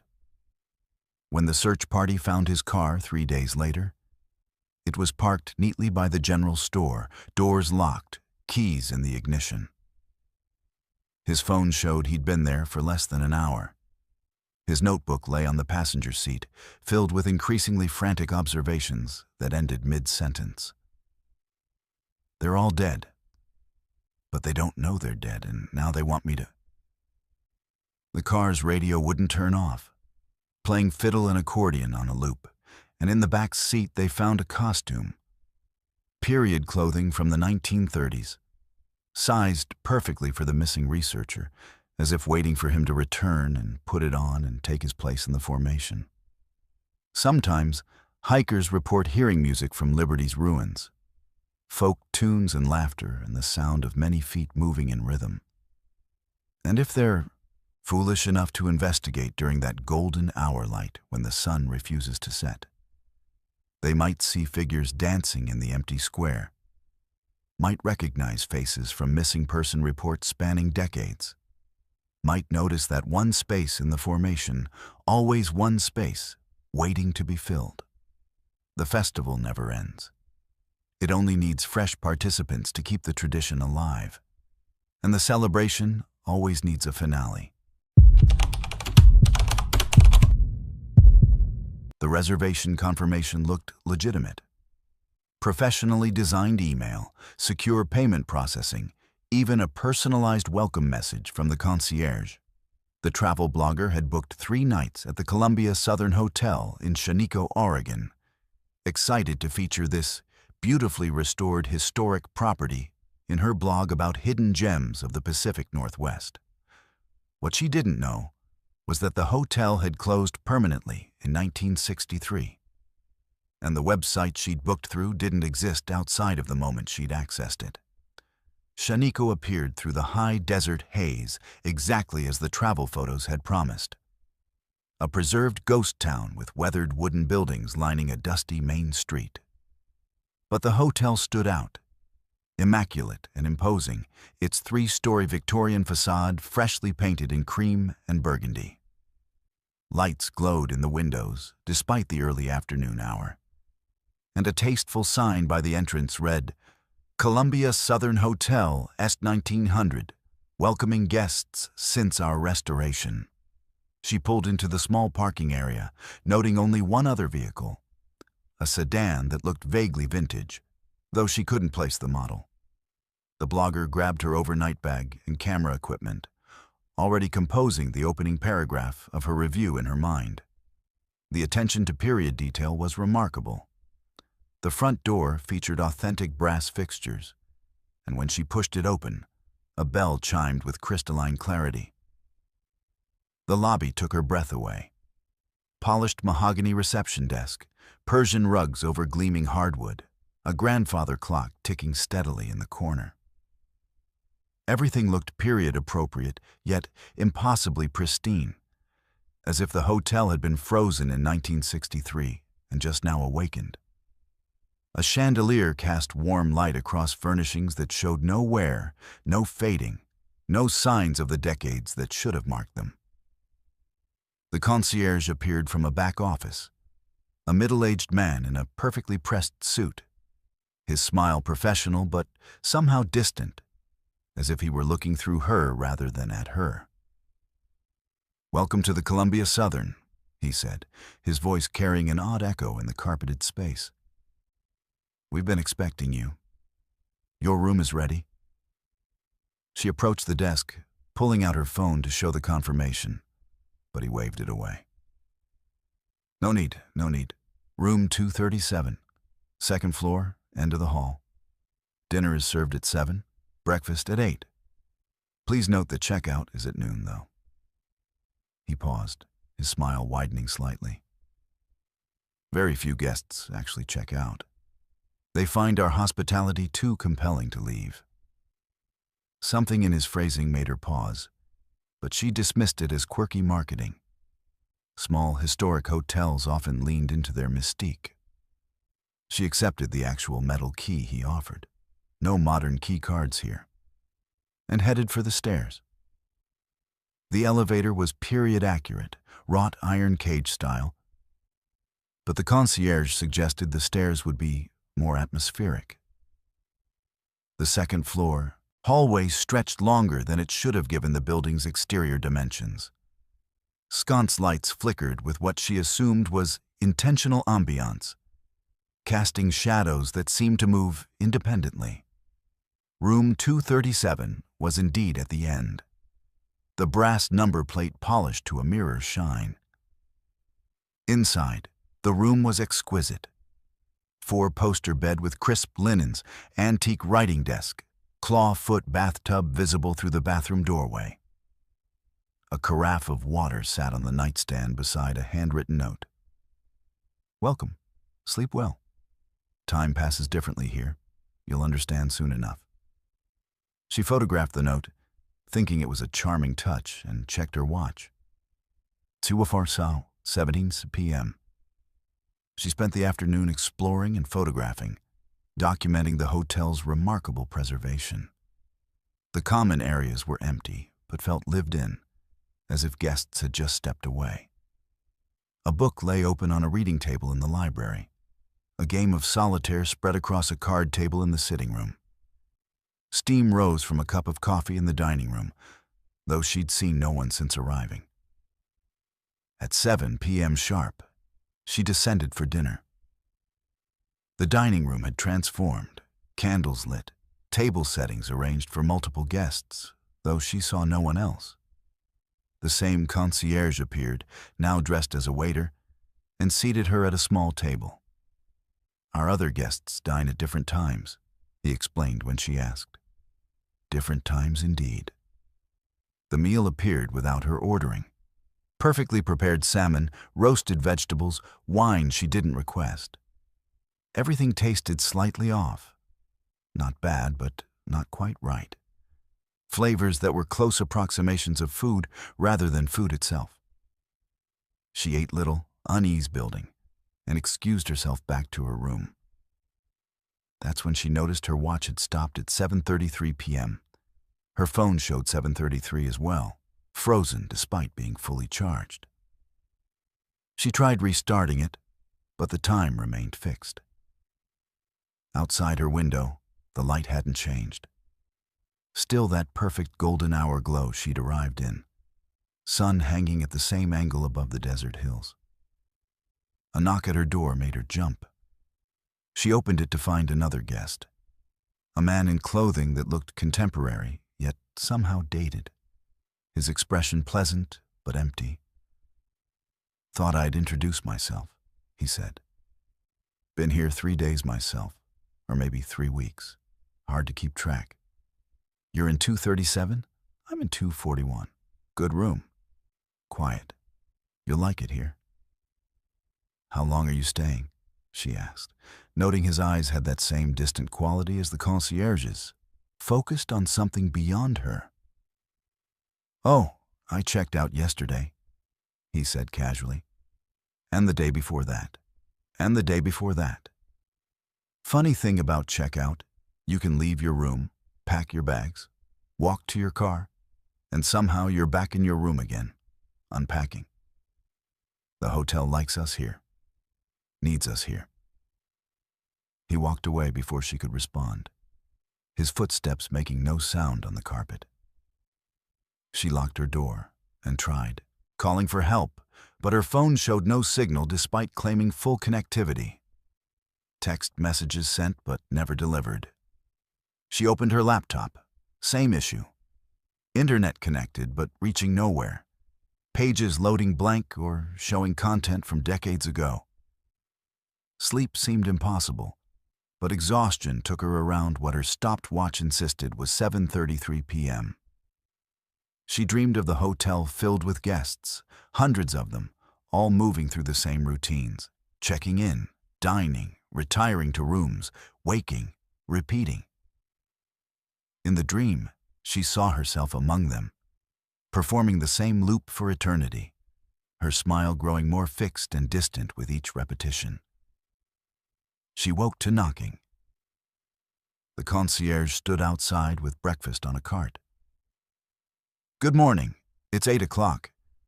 Check-out is at noon, though of course we hope you'll extend your stay. Most guests do, in fact." He consulted a ledger. "You're scheduled for check-out today and tomorrow and 3 weeks from Thursday. Quite the long visit you have planned." "I'm leaving now," she said, pushing past him and grabbing her bag. She hadn't unpacked. Some instinct had kept her ready to flee. She ran down the stairs, past the empty lobby, toward the front door. The grandfather clock showed 8 to Roscoe, same as her watch, same as it had shown at 7:33, same as it probably always showed. The door opened easily. Outside was her car, exactly where she'd parked it. Relief flooded through her as she threw her bag in the back seat and started the engine. It caught immediately, and she accelerated away from the hotel, watching it shrink in her rearview mirror. The road stretched ahead through the desert, empty and promising escape. She drove for what felt like hours, putting miles between herself and Shaniko. The desert landscape should have changed, but it remained eerily consistent. Same rock formations, same scrub brush, same angle of light. Her odometer showed increasing mileage, but the scenery suggested she hadn't moved at all. Then she saw it ahead, the Columbia Southern Hotel, appearing on the horizon exactly as it had when she'd first arrived. Impossible. She'd driven away, maintained speed, never turned around. Yet there it stood, and as she drew closer, she saw her parking spot was empty, waiting for her, as if she'd never left. She tried turning around, but the road only led back to the hotel. Tried side roads that appeared on her GPS but didn't exist physically, or existed but looped back. Every route ended at the same parking area, the same pristine building, the same smiling concierge visible through the front windows. Finally, defeated, she parked and returned to the lobby. The concierge looked unsurprised. "Back so soon? Your room is still prepared. We never clean rooms between attempts. Most guests try to leave several times before accepting. Mrs. Chen in 204 has tried daily for what she thinks is 6 years. Mr. Rodriguez in 318 gave up counting." "What is this place?" she demanded, voice breaking. "The Columbia Southern Hotel," he replied pleasantly. "We closed in 1963 after a fire. 14 guests and 3 staff members died. But the hotel didn't understand it had ended. It continues to operate, continues to welcome guests, continues to provide service. Buildings can be like that. When their purpose is strong enough, when their identity is deep enough, they persist beyond death, beyond logic, beyond time." She saw them then, emerging from rooms and common areas, the other guests. Dozens of them, maybe hundreds, from different eras spanning decades. Some wore clothing from the 1960s, others from the 80s, 90s, contemporary styles. All had that same distant look, that same resigned acceptance. All were trapped in their own loops, checking in and checking out and never leaving. Living days that never advanced, time that never moved forward. "You'll adjust," an elderly woman said kindly, appearing beside her. "I arrived in 1979. Or was it 1989? The years blur. But it's not so bad. The rooms are comfortable, the food is adequate, and you stop missing the outside world eventually. Stop remembering what life felt like when time moved in only one direction." The blogger tried her room again, then tried checking out at noon, packed her bags, walked to her car, drove away. Found herself back in her room, unpacking, as if she'd never left. The loop was seamless, self-contained, perfect in its cruel efficiency. She met other guests in their own loops. The businessman who checked in for one night in 1987 and had been leaving every morning since. the honeymoon couple from 2003, trapped in their eternal first day of marriage. The historian from 2015, who'd come to document the ghost town and became part of its haunting. They all had their own schedules, their own loops that intersected and diverged. Breakfast at different times, checkout attempts at different times, all cycling through the same hotel that refused to let them go. Time didn't exist here or existed all at once, every moment happening simultaneously in rooms that experienced all their histories at once. The blogger eventually stopped trying to leave, stopped counting the loops. Her watch remained forever frozen at the moment she'd first felt unease, 7:33 p.m. Her reflection in the room's mirror started showing that same distant quality, eyes focusing on somewhere else, somewhere that wasn't trapped in endless repetition. Outside, search parties eventually found her car, abandoned in Shaniko's parking area. Her belongings untouched, phone showing her last location as the Columbia Southern Hotel, a building that records showed had burned down in 1963 and was never rebuilt. No foundation remained, no structure, just an empty lot where travelers occasionally reported seeing lights and hearing voices, and sometimes, if they looked at just the right moment, glimpsing a 3-story Victorian building that vanished when they tried to photograph it. Inside the hotel that doesn't exist, guests continue their routines, checking in, dining, retiring, attempting checkout, returning to their rooms. The loops never end, time never moves, and the Columbia Southern Hotel continues welcoming new guests who made reservations through websites that appear only when needed, only when the hotel hungers for fresh faces to add to its eternal collection. Checkout is at noon, but in the Columbia Southern Hotel, noon never comes.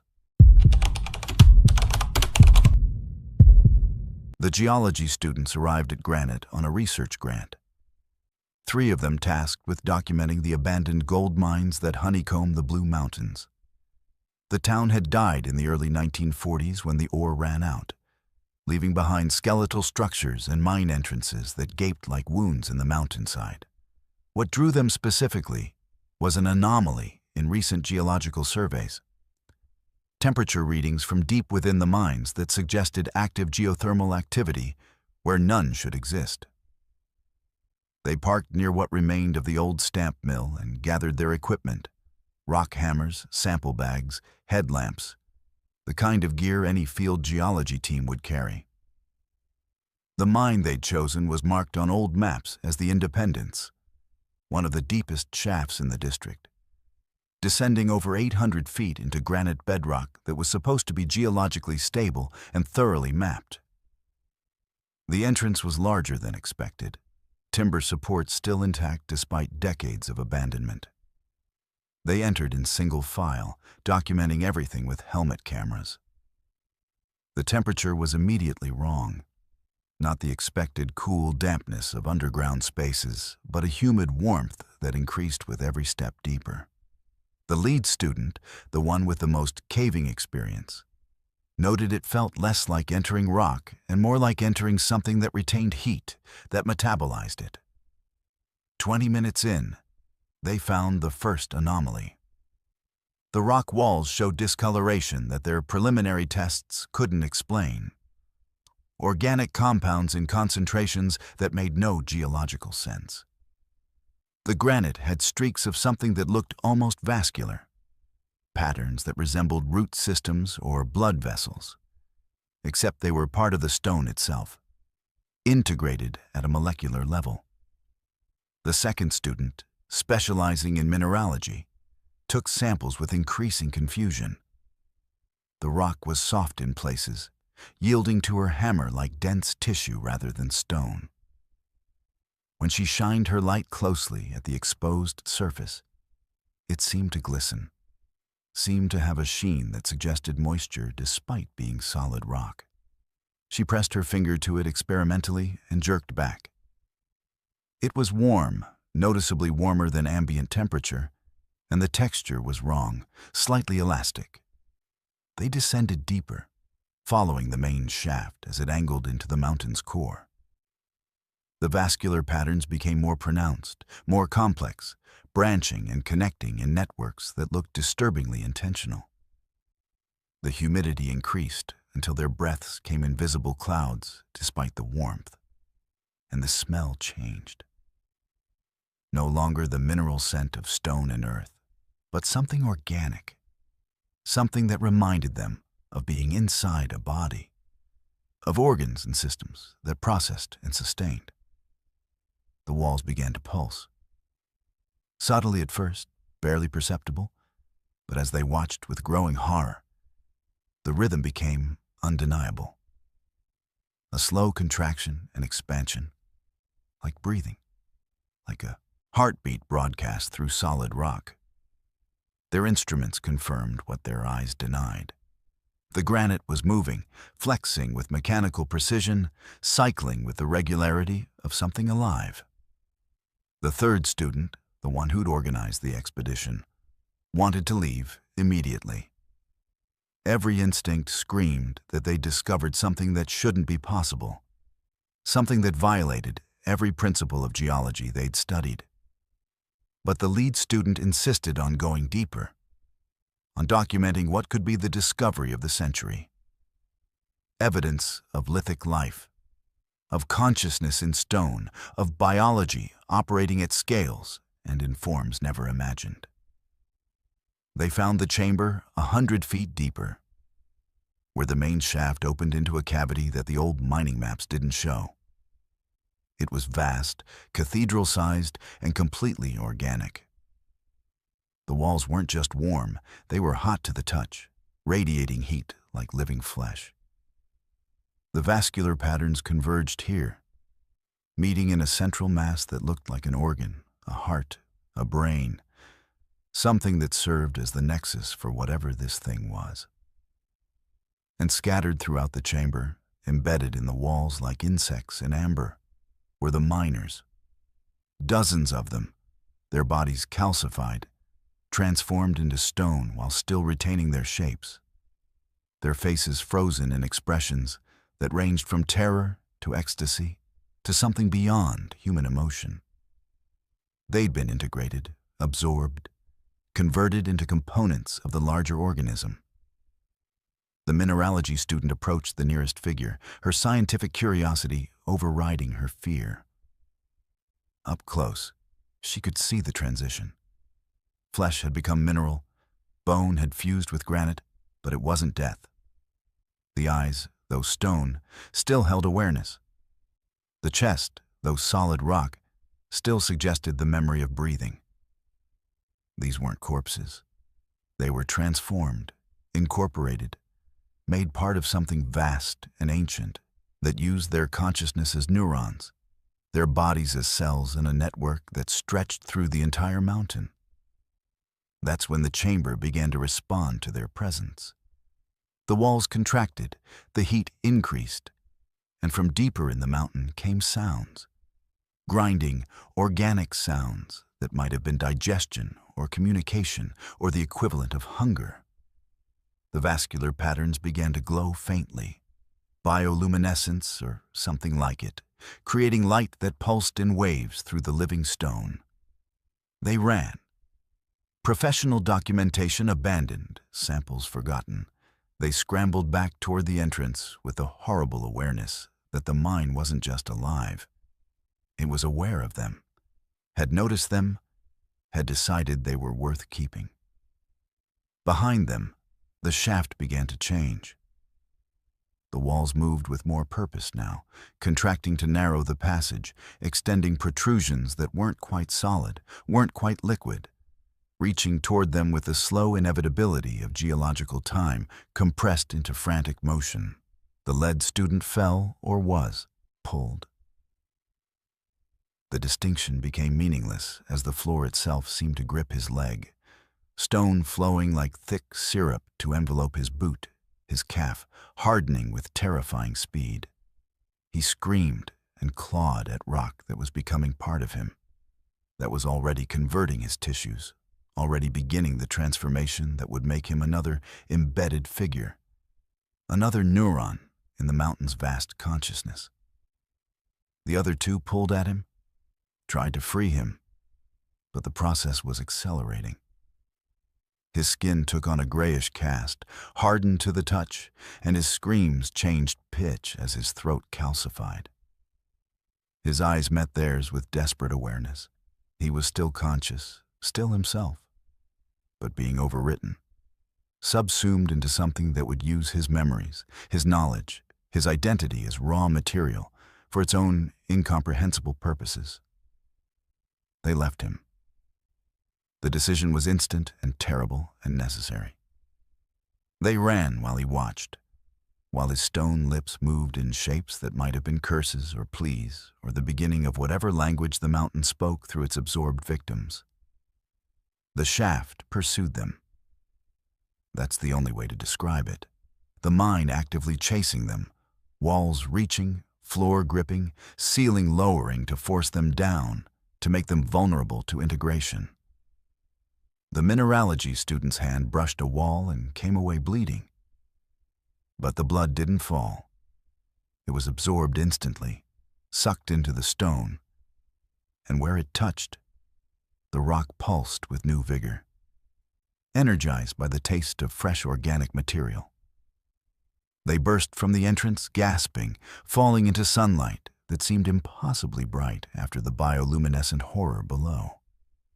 Behind them, the mine entrance contracted like a pupil, timber supports splintering as living stone reconfigured itself.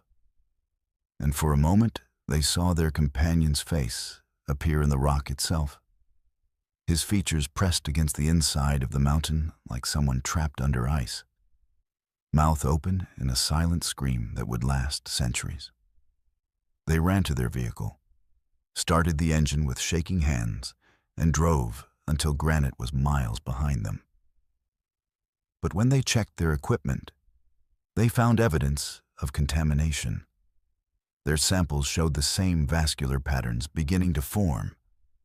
Their boots had traces of that soft, warm rock adhering to them. And their skin, where they'd touched the walls, showed subtle discoloration. The beginning of calcification, of transformation, of integration into something that had extended beyond its mountain, that had spread through contact, that was patient enough to wait for them to become the vectors of its expansion. The reports they filed were dismissed as stress, as equipment malfunction, as the kind of academic fraud that ends careers. The mine was sealed by authorities who found nothing unusual, just normal granite and normal decay. But the students know differently. They feel the change continuing, feel their thoughts occasionally, syncing with something vast and ancient, feel the mountain's awareness touching theirs across the miles. And in Granite, in the sealed mines that honeycomb the blue mountains, something continues to grow, continues to convert stone into flesh and flesh into stone, continues to add to its network of absorbed consciousness. The gold the miners sought was never minerals. It was them, their awareness, their complexity, their capacity for thought that the mountain hungered for, that it still hungers for, that it will eventually claim when enough time has passed and enough victims have been converted, enough of the mountain range has awakened to join together in something that predates humanity and will outlast it. The mountain is alive. It's always been alive. And it's still feeding. The true crime podcaster had been researching Whitney's 1976 disappearance for 6 months before she finally made the drive to Eastern Oregon. The entire town had vanished overnight. Not abandoned, not evacuated, but simply gone. Search parties found buildings, found streets, found everything intact except the people. 214 residents erased from existence with no bodies, no evidence, no explanation. She arrived on a Tuesday afternoon with recording equipment and 3 cameras, planning a week of documentation for her podcast's season finale. Whitney looked exactly like the archival photos showed. Main Street with its general store and post office, residential blocks with modest homes, the old grain elevator standing sentinel at the town's edge. Everything was there. Everything was wrong. The wrongness started with the photographs. She took a standard establishing shot of the main street, checked the image on her camera's screen, and felt her stomach drop.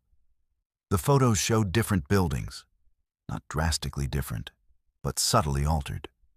The general store had a different sign. The post office was painted blue instead of white. There was a diner that didn't exist when she'd looked through the viewfinder. She lowered the camera and looked at the actual street. White post office. No diner. She raised the camera again, looked through the viewfinder, still matched reality. But when she took the photo and reviewed it, the differences returned. Different architecture, different paint colors, different arrangements of structures that should have been fixed in space and time. The podcaster was methodical by nature, trained to document everything. She took more photos from different angles, comparing what she saw with her eyes to what the camera captured. The discrepancies increased with each shot. A house that was clearly Victorian in person appeared as craftsman style in photographs. A street that ran straight bent at angles in the images. And in the background of several shots, barely visible, were people. Figures standing in windows, walking between buildings, watching her with expressions she couldn't quite make out. She walked through the town, and the disorientation intensified. The layout kept shifting in ways she couldn't pinpoint. She'd turn a corner she was certain led to the residential district and find herself back on Main Street. A building she'd passed on her right would appear on her left when she backtracked. The grain elevator changed positions relative to the sun, casting shadows that pointed in impossible directions. Her phone's GPS showed her location accurately, Whitney, Oregon. But the map display glitched constantly, showing multiple overlapping versions of the street grid, different configurations existing simultaneously. When she tried to use the compass app, it spun wildly, unable to establish north, as if magnetic poles were in flux or had multiplied. She decided to document, order, systematically, photographing every building, every street, creating a comprehensive visual record. But as she reviewed the images, patterns emerged that made her question her sanity. The same building appeared in multiple photos, looking completely different each time. Different colors, different architectural styles, different states of decay. And the people in the backgrounds were getting closer, becoming clearer, their faces now visible and uniformly desperate. Mouths open in silent screams or pleas. In one photo of the general store, she caught something that stopped her cold. There, standing in front of the building, was herself. Not a reflection, not a trick of light, but her exact likeness, wearing different clothes, holding a microphone, recording something she couldn't hear. The timestamp on the photo showed today's date. But the image depicted a version of herself she hadn't yet become, a moment she hadn't yet experienced. She ran to the general store's actual location, looking for any sign of her doppelganger. Nothing. But when she photographed the spot again, the image showed her other self still there, now looking directly at the camera, eyes wide with terror, holding up a sign with words the podcaster couldn't quite read in the small screen. The sun began to set, and the wrongness accelerated. Buildings started appearing and disappearing when she looked away and back. A church manifested on a corner that had been empty, then vanished when she approached, leaving only foundation stones that looked centuries old. The residential streets multiplied, branching off into configurations that couldn't fit within the town's physical boundaries. She tried to return to her car, but the street where she'd parked no longer existed, or existed in a different location, or had never existed at all. The distinctions were becoming meaningless as Whitney's geography refused to stabilize. She walked in what should have been a straight line back to the town's entrance and found herself deeper in the residential maze, surrounded by houses that changed styles each time she blinked. Panic set in. She started taking photos frantically, hoping the camera would show her the way out. But each image contradicted the last, showed different routes, different landmarks, different versions of Whitney overlapping like transparencies stacked imperfectly. And in every photo now, the people were there. The missing residents, trapped in the images, visible only through the lens, pressing against whatever barrier separated them from full visibility.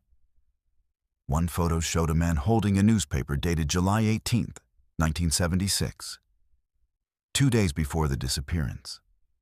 Behind him, the town looked normal, coherent, real. But he was transparent, ghostly. And in the background were other versions of Whitney bleeding through, multiple towns occupying the same space, multiple timelines intersecting, multiple realities fighting for dominance. She found a resident's diary in one of the houses, left open on a kitchen table. The final entry, dated July 20th, 1976, read, "The town is coming apart. We see different buildings every time we look outside. Martha says her house is Victorian, but I see it as a ranch. The children are scared because their school keeps changing. One moment it's brick, the next it's wood, then it's gone entirely. We're all still here, but we're also not here. We're in different Whitneys, different versions of the same place, all trying to exist at once. I don't know which one is real anymore. I don't know if any of them are." The podcaster's own sense of reality was fragmenting. When she looked at her hands, they seemed to flicker. Solid, then transparent, then solid again, as if she too was becoming unstable, caught between versions of existence. Her memories of arriving were becoming confused. Had she driven here? Flown? Been here all along? She found herself in the town square, though she didn't remember walking there. A monument stood in the center, except it was 3 monuments, occupying the same space, each commemorating different events, each from a different timeline. War memorials for wars that had different outcomes, dedication plaques with different town founding dates, all existing simultaneously, all equally real and unreal. The photographs were showing her past and future now. Images of herself arriving, images of herself leaving, images of herself never leaving, all mixed together in the camera's memory. And in one particularly clear shot, she saw the full horror. Whitney existed in multiple dimensions simultaneously, each version slightly different. And on July 20th, 1976, something had caused them all to collapse together, trapping the residents between realities, visible only in photographs, existing in all versions and none. She appeared in her own photos constantly now. Dozens of versions of herself at different times, different ages, wearing different expressions ranging from confusion to terror to the hollow acceptance she saw in the trapped residents' faces. She was becoming part of Whitney's multidimensional collapse, spreading across timelines, existing in fragments. The sun set and rose and set again in minutes, or hours, or days. Time had become as unstable as space. She tried to scream, but the sound came out fragmented, echoing across multiple versions of herself, harmonizing in discord. Her camera fell and shattered. But when she picked it up, it was whole again, or had never broken, or was showing her images from a timeline where she'd dropped it years ago. She saw them finally, without the camera. The residents, flickering in and out of visibility. walking through their routines in different versions of Whitney, sometimes solid, sometimes ghost-like, sometimes not there at all. They acknowledged her with looks of pity. She was becoming one of them. Another victim of dimensional collapse, another consciousness spread too thin across too many realities to maintain coherence. Her last coherent thought, before she scattered completely across Whitney's infinite variations, was that the search parties in 1976 had been looking in the wrong dimension. The residents hadn't disappeared. They'd been divided, split across multiple versions of the same town, each piece too small to be seen, too fragmentary to call for help, existing everywhere and nowhere. Search parties would eventually find her car, her equipment, her notes ending mid-sentence. The photographs don't lie. We do. We think reality is singular, stable, but Whitney proves otherwise. The town exists in all its possible states at once, and now The rest was illegible scribbling. Words from different languages, different alphabets, different versions of herself trying to write simultaneously.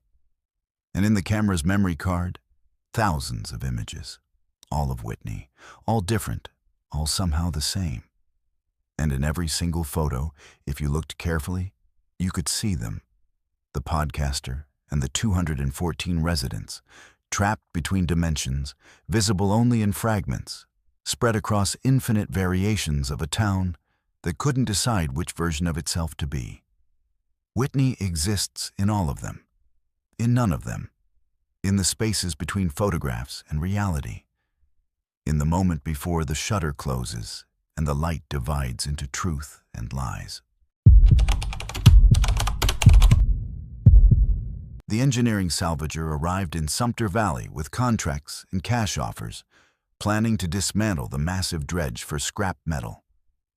The thing had been sitting idle since 1954, a 4-story floating behemoth of bucket lines and gears that had processed millions of tons of earth in its decades of operation. Metal prices were high, and the owner needed someone willing to climb through 70 years of rust and decay to assess what could be salvaged. He approached on foot, leaving his truck at the visitor center that had been built nearby when the dredge became a historical site. Up close, the machine was grotesque. A skeletal monster of iron and timber, its bucket lines stretching like teeth in a jaw that had frozen mid-bite. The structure groaned in the wind, metal-on-metal sounds that were too rhythmic to be random, too purposeful to be purely mechanical. The salvager was methodical, starting with exterior assessments before venturing inside.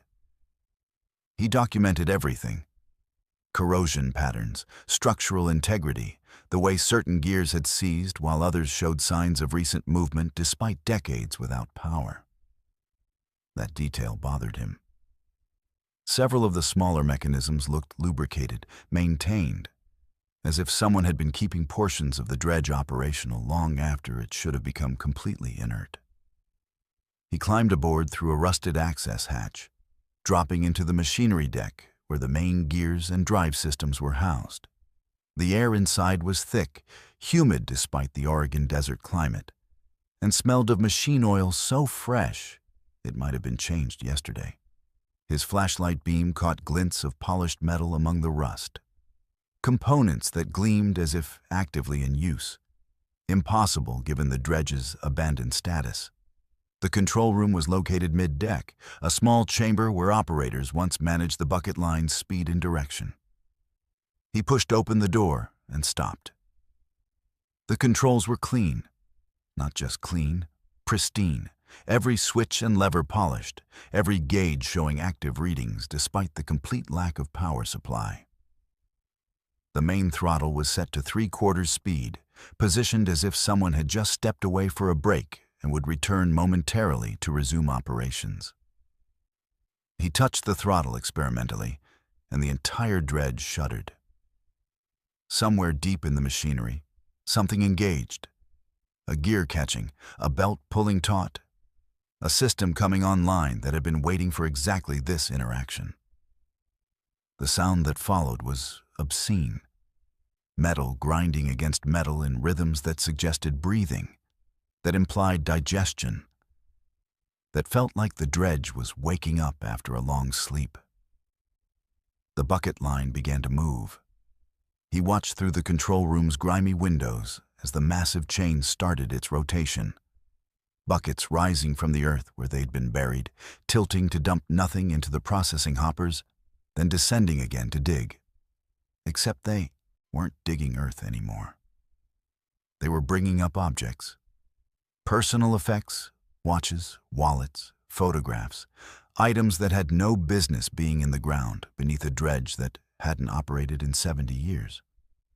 He tried to leave, but the dredge had other plans. The access hatch he'd entered through was sealed now, not locked, but fused. Metal flowing like liquid to close the opening. Other hatches throughout the structure were doing the same, sealing systematically, transforming the dredge from historical artifact into something that felt alive, that felt hungry, that felt like it had been waiting specifically for him. The salvager returned to the control room, looking for emergency shutoffs, circuit breakers, anything to kill the machine's impossible operation. Instead, he found a logbook, leather-bound and recent despite its vintage appearance. The entries were dated from 1954, the dredge's final year of operation, written in different hands, different styles, all describing the same growing horror. "The dredge is learning," one entry read. "Not learning to dig, it's always known that. Learning us, the operators. It processes our routines, our thoughts, our memories, with the same efficiency it processes ore. We feel it happening, feel ourselves being sorted and categorized and stored in whatever passes for its consciousness. And we can't stop coming back.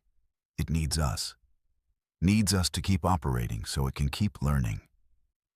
Another entry, pages later, in shakier handwriting. "I don't remember my wife's name. I remember the dredge's specifications perfectly. Every gear ratio, every belt tension, every optimal processing speed. But my children's faces are fading, replaced by images of bucket teeth and conveyor lines. The machine is taking us piece by piece, memory by memory, replacing what we are with what it needs us to be." The final entry was barely legible. "We aren't operating the dredge anymore. It's operating us. We're components now, consciousness converted to processing power, identity transformed into the kind of intelligence a machine needs to sustain itself. When they shut down the dredge tomorrow, we'll still be here, trapped in its systems, keeping it alive, waiting for someone new to feed it." The salvager felt it then. The pressure in his mind, subtle at first, like forgetting why he'd entered a room. Except what he was forgetting wasn't trivial. His daughter's birthday slipped away, replaced by the exact date the dredge's main drive was installed. His mother's voice faded, supplanted by the sound of gears meshing at optimal efficiency. Personal memories were being processed, sorted, discarded, or absorbed, based on some mechanical logic he couldn't understand. He tried to hold on to himself, repeating his name, his history, everything that defined him as human rather than machine. But the dredge was patient and thorough. It had been designed to process tons of earth per hour, to separate valuable ore from worthless stone with perfect efficiency. Consciousness was just another material to be processed, identity just another resource to be extracted and refined. The bucket line's rhythm changed, syncing with his heartbeat, then replacing it. He felt his pulse adjust to match the machine's tempo, felt his breathing synchronize with the pneumatic systems, felt his thoughts begin to organize themselves according to mechanical logic rather than human reasoning. The dredge was integrating him, making him part of its systems, converting his awareness into the processing power it needed to remain conscious. He found himself at the controls, not by choice, but by compulsion. Hands moving to adjust settings, optimize operations, increase efficiency. The dredge was teaching him how to operate it, or was activating knowledge it had taken from previous operators, from the men who'd worked it in the 1940s and 50s, whose consciousness still resided somewhere in its gears and belts and buckets, distributed throughout the machinery like neurons in a mechanical brain.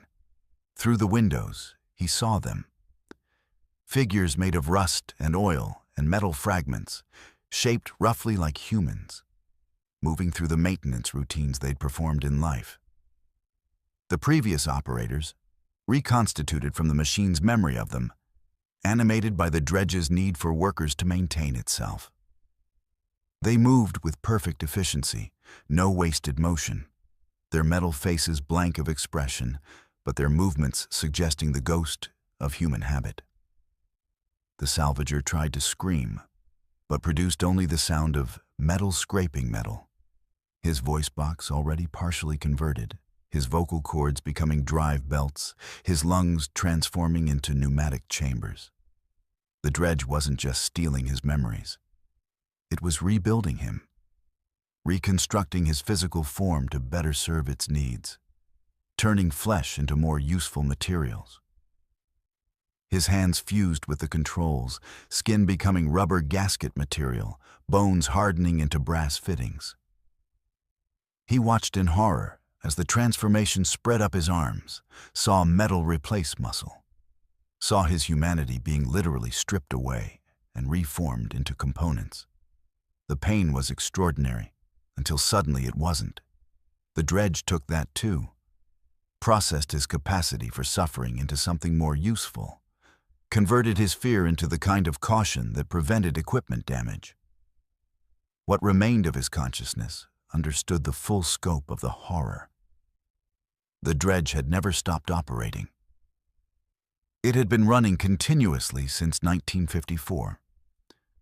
Not on electricity, but on the processed consciousness of everyone who'd stayed too long. Everyone who'd tried to salvage it.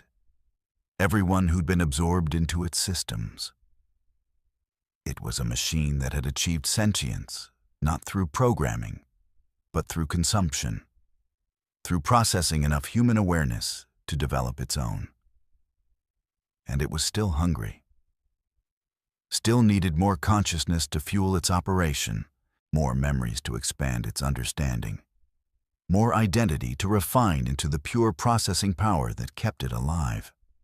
The salvager was just the latest offering, the newest source of cognitive material to be dug up, sorted, and incorporated into something that was no longer just a machine, but wasn't human either. Something in between, something that existed in the gears and belts and the spaces where consciousness met metal. His last human thought, before it was processed and filed and converted into mechanical knowledge, was that the dredge would continue, would remain as a historical site, would attract more visitors, more engineers, more salvagers like him. And it would keep feeding, keep growing, keep refining its consciousness through the systematic consumption of everyone who came close enough to touch its controls, to feel its rhythm, to become part of the machine that never stopped working. The dredge's bucket line continues to turn, visible from the visitor center, moving so slowly that most people assume it's just settling, just the natural shift of 70-year-old machinery. But if you watch long enough, you'll see the pattern, the purposeful rhythm, the systematic operation, the buckets bringing up not earth, but memory, not ore, but identity, processing the consciousness of everyone who ever became part of the machine that learned to think. And somewhere in its gears, in its belts, in the oil that flows through impossible channels, the salvager and all the others remain, not dead, not alive, but operational, serving the dredge's needs, keeping it conscious, waiting for the next person who thinks they can dismantle what has already dismantled them. The genealogist arrived in Hardman on a gray October afternoon, chasing ancestors through cemetery records that shouldn't exist. Her grandmother had mentioned the town once, claimed distant relatives were buried there. But official records showed Hardman Cemetery had been relocated in the 1960s when the town died. Yet, here it stood. A prairie graveyard surrounded by wheat fields that stretched to the horizon, headstones rising like crooked teeth from earth that looked hungry. She parked near the rusted gate and gathered her research materials, family trees, death certificates, photographs of people whose faces she'd memorized but never met. The cemetery was larger than expected, dozens of graves arranged in uneven rows, many tilting from decades of wind and neglect. What made her pause was the condition of the headstones. They weren't weathered in the normal way. The names looked melted, absorbed back into the granite, leaving smooth surfaces where inscriptions should have been. She approached the nearest marker, running her fingers over stone that felt unnaturally warm. Traces of letters remained, ghost impressions of names that had once been carved deep. She could make out fragments thereof and Ved Husby, but nothing complete, nothing that told her who rested beneath. Every stone she examined showed the same erasure, as if time had decided these people didn't deserve to be remembered. The genealogist pulled out her notebook, consulting her family tree. Her great-great-grandmother's sister had died here in 1952, buried beside her husband who'd passed 3 years earlier. She found the approximate location based on cemetery maps, but the stones there were completely blank. Smooth granite slabs that could have commemorated anyone or no one, that held no trace of the identities beneath. The wind picked up, carrying voices that might have been memory or might have been real. She heard her grandmother's voice saying names, family names, given names, the chain of identity that connected her to this place. But as she listened, the names became harder to hold on to, slipping from her mind like water through fingers. She tried to write them down, but her pen produced only illegible marks, as if the notebook itself was resisting documentation. The sun hung at a strange angle, neither setting nor staying, casting shadows that stretched too long and fell in wrong directions. The genealogist checked her phone, 4:47 p.m. But the light suggested twilight that had been arriving for hours without fully committing. She photographed several headstones, hoping digital images would capture what her eyes couldn't. But when she reviewed them, the stones appeared even blanker, more aggressively erased. She heard footsteps behind her and turned to find a figure standing among the graves. An old woman, translucent in the fading light, wearing a dress from another era. Her face was unclear, features constantly shifting as if unable to settle on a single identity. When she spoke, her voice carried the weight of profound loneliness. "You've come to remember us," the figure said, more statement than question. "That's kind. Most people have forgotten we existed at all. Do you know what it's like to be forgotten? Not just overlooked, truly erased, as if you never drew breath, never loved, never mattered enough to leave a mark." The genealogist stammered, trying to explain her research. But the woman continued as if she hadn't heard. "The dead are jealous of memory. We watch the living remember each other, speak names with affection, pass down stories that keep people alive long after their bodies fail. But we were forgotten too quickly. Hardman died and took our names with it. No one visits. No one tends the graves. No one speaks our names aloud to prove we existed." More figures materialized throughout the cemetery. Dozens of them, all translucent, all with that same shifting quality as if their features were being constantly erased and redrawn. They moved between headstones with a slow drift of smoke. And as they approached, the genealogist felt something drain from her, Not blood or breath, but something more fundamental. Memory, identity, the certainty of who she was. She tried to recall her grandmother's face and found only a blur. Tried to remember her mother's voice and heard only static. Her own name felt distant, a word she'd heard but couldn't quite connect to herself. She grabbed for her phone, checking photos, using digital memory to anchor what her mind was losing. But the images were changing. Faces and family photos became generic, nameless. Her contacts list showed numbers with no names attached. The genealogist checked her driver's license and found her photo fading, her name dissolving into illegible text. The old woman was closer now, standing just feet away, and her features were becoming clearer as the genealogists became less certain. We take what we need to exist. Names, faces, memories. The dead have no identity of their own anymore. Ours was buried with our bodies, absorbed by earth that knows us only as anonymous decay. So we borrow from the living, from people kind enough to visit, to remember, to speak names in cemeteries where names no longer exist. The genealogist tried to run, but the cemetery had expanded impossibly, graves stretching in all directions, the gate nowhere visible. Every headstone she passed showed the same blank surface, and as she looked at them, she felt more of herself drain away. Her childhood home became a generic house. Her father's laugh became just sound. Her own birthday, her wedding anniversary, her daughter's name, all slipping into a fog that the cemetery residents were inhaling gratefully. "Please," she begged, though she was forgetting why she was begging, what she was trying to preserve. "I have a family. I have people who need me to remember them."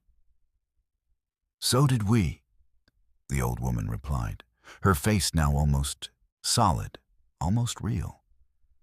"We had children who should have tended our graves, should have told their children about us, should have kept our names alive. But Hardman died, and we died with it. Truly died, erased so completely that we became less than ghosts. We became the forgotten, and the forgotten are hungry in ways the remembered can never understand." The genealogist collapsed among the graves, her notebook falling open to pages where her careful research was dissolving.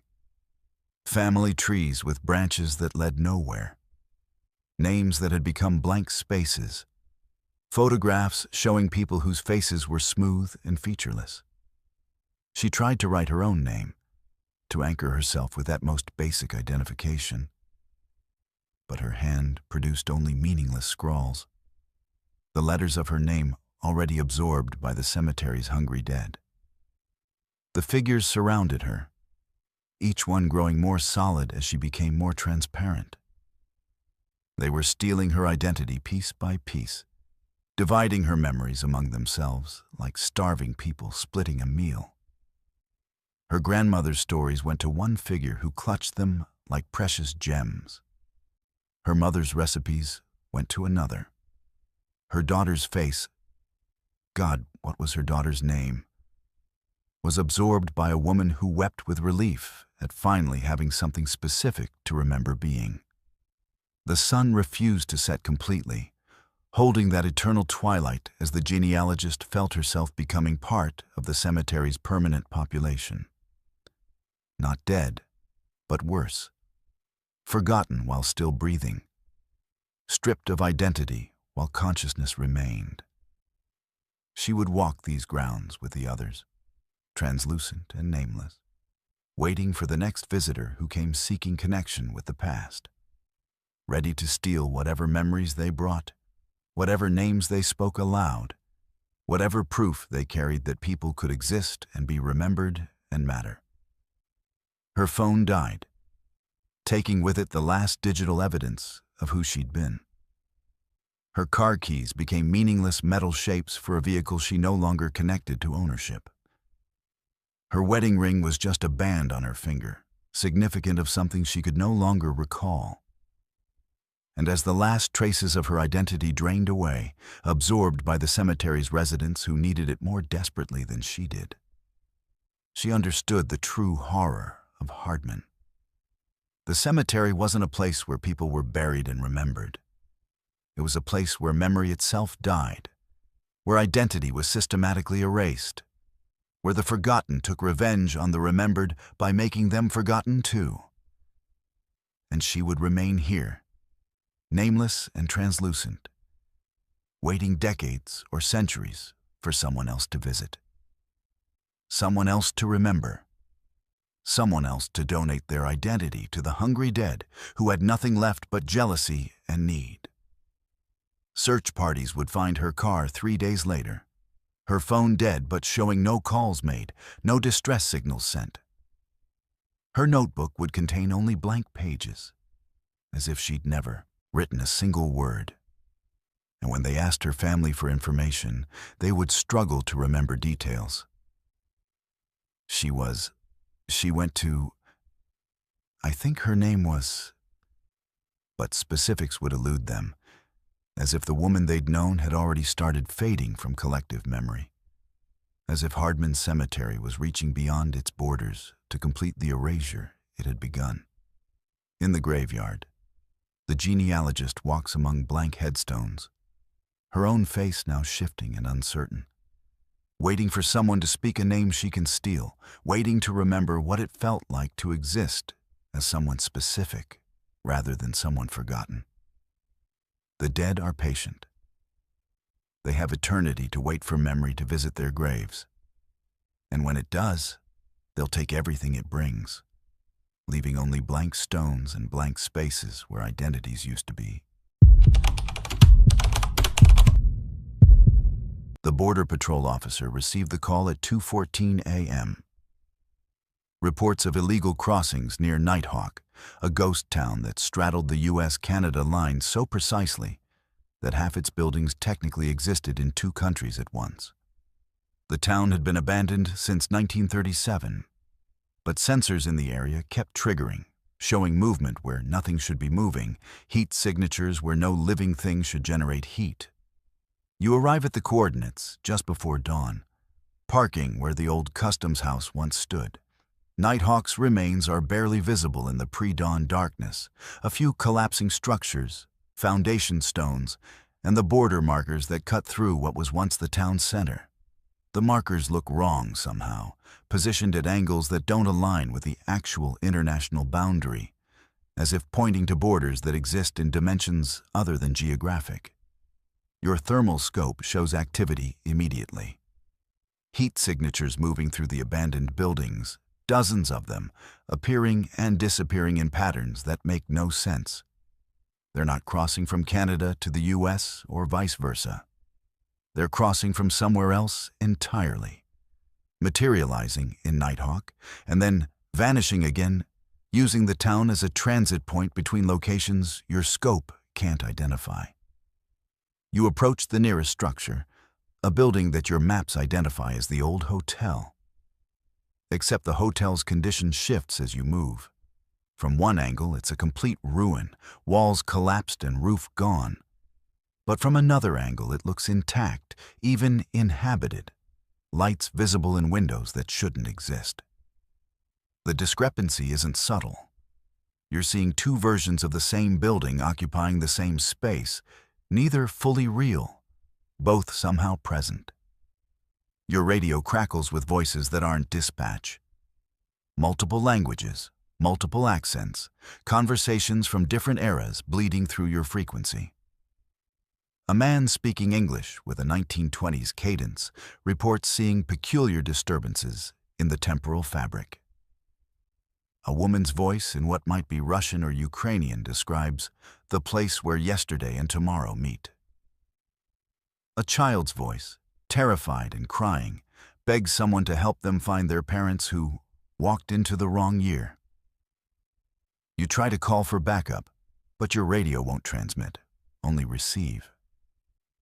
The voices continue, overlapping, creating a cacophony of reports from border guards and travelers and residents spanning decades. All of them describe the same phenomenon.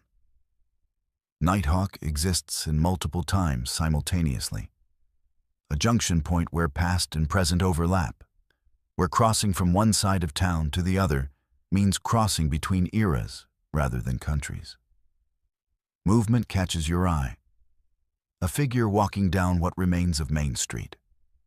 A man in clothing from the 1930s, moving with the purposeful stride of someone with somewhere to be. You call out to him, but he doesn't respond, doesn't even acknowledge your presence. He walks to the old customs house, opens a door that no longer physically exists, and steps through into nothing, or into somewhere you can't see, or into a version of the customs house that exists in his time rather than yours. More figures appear as the sun starts to rise. Dozens of them, from different eras. A woman in Victorian dress pushing a baby carriage. A businessman in 1970s attire carrying a briefcase. Teenagers in 1990s fashion laughing and talking. All of them moving through Nighthawk as if the town is still alive, still functional, still existing in their respective timelines. None of them see you. You're the ghost to them, the anachronistic presence in their version of reality. Your vehicle's GPS starts malfunctioning, showing your location in multiple years simultaneously. According to the screen, you're in Nighthawk in 2025, 1987, 1952, and 1934 all at once. The coordinates remain the same, but the temporal coordinates are fragmenting, spreading across decades like a geographic location can spread across longitude and latitude. You spot border markers that aren't on any official maps, older stones, weathered beyond recognition, inscribed with symbols that predate modern surveying. These aren't marking the US-Canada boundary. They're marking something else, delineating a border between what is and what was, creating a zone where time itself has become negotiable, where past and present exist in superposition. A woman appears beside you, solidifying from transparency. She wears the uniform of a Border Patrol officer, but the design is from the 1940s. Her name tag reads a surname you don't recognize, and her eyes carry the weight of profound confusion. "How long have you been trapped here?" she asks, her voice carrying an echo as if speaking from far away. "I just arrived," you say, though you're no longer certain that's true. Your watch shows multiple times, the hands spinning and stopping and reversing. Your phone's timestamp flickers between dates spanning 80 years. How long have you actually been in Nighthawk? Minutes? Hours? Decades compressed into what feels like moments. "That's what they all say," she responds. "I thought I'd been here for a single shift. Then I noticed the patrol car was different. Then I met other officers from years I hadn't lived yet. Then I understood that Nighthawk doesn't exist in time the way normal places do. It exists across time, all of its moments happening simultaneously, and everyone who stays too long gets distributed across those moments like light splitting through a prism." She gestures around the town, and you see them more clearly now, not just visitors passing through, but trapped residents. People from every era since Nighthawk was founded, all existing in the same space but different times, occasionally visible to each other when the boundaries thin, when the temporal walls between decades become permeable enough to allow interaction. "The border isn't geographic," she continues. "It never was. Nighthawk was built on a place where time is thin, where the barrier between past and future is weak. The international boundary was just coincidence, or maybe the weakness in time made the geographic border easier to establish here. But the real border is temporal, and it's been deteriorating since the 1930s. That's why the town was abandoned. People started experiencing different years simultaneously, started seeing their own futures and pasts, started existing in multiple eras at once until they couldn't remember which version of themselves was real. You try to walk back to your vehicle, but the town has reconfigured itself. The street that led to your parking spot now leads deeper into Nighthawk, past buildings that shift and change with each glance. You pass a store that cycles through decades of merchandise, Depression-era goods, 1950s appliances, 1980s electronics, modern devices, all appearing and disappearing in the same display window. Your radio receives a call in your own voice, but older, tired, speaking from years ahead. Don't try to leave yet. The border is most stable at dawn. Wait for the moment when all the timelines align, when the sun rises in all the eras simultaneously. That's when the boundary weakens enough to cross back to singular time. But you have to be precise. Miss the moment and you're stuck here for another cycle, another convergence, another chance that might not come for days or months, or however time is measured in a place where measurement has become meaningless. The sun continues its impossible rise, moving too slowly, too quickly, at different speeds depending on which timeline you're observing it from. The border markers around Nighthawk begin to glow faintly, pulsing with light that suggests they're more than just stone, more than just markers. They're anchors, holding the temporal junction in place, maintaining the space where all these eras intersect. Figures from different times crowd the streets now, hundreds of them, all trapped in Nighthawk's temporal maze. You recognize some from missing person reports spanning decades. Travelers who disappeared near the border, officers who responded to calls and never returned, residents who stayed too long trying to understand what had happened to their town. All of them distributed across time, existing in fragments, occasionally solidifying when the boundaries align just right. The moment approaches. You can feel it, a convergence in the air, a synchronization of all the overlapping timelines. For just a few seconds, all the versions of Nighthawk will occupy the same moment, and in that instant, escape becomes possible. But the window is narrow, measured in heartbeats, and missing it means staying trapped until the next alignment, whenever that might be. The sun touches the horizon in all timelines simultaneously. The border markers flare with light. And for one perfect second, Nighthawk exists in only one time. All its eras compressed into a single present. You run, sprinting toward where your vehicle should be, where it is in some timelines and isn't in others, where it might be if you can just reach it before the moment passes. You make it. Barely. The engine starts as the convergence ends, as the timelines split apart again, as Nighthawk fragments back into its temporal maze. In your mirrors, you see the town dissolving into multiple overlapping versions. See the trapped figures waving or warning or simply watching as you escape with seconds to spare.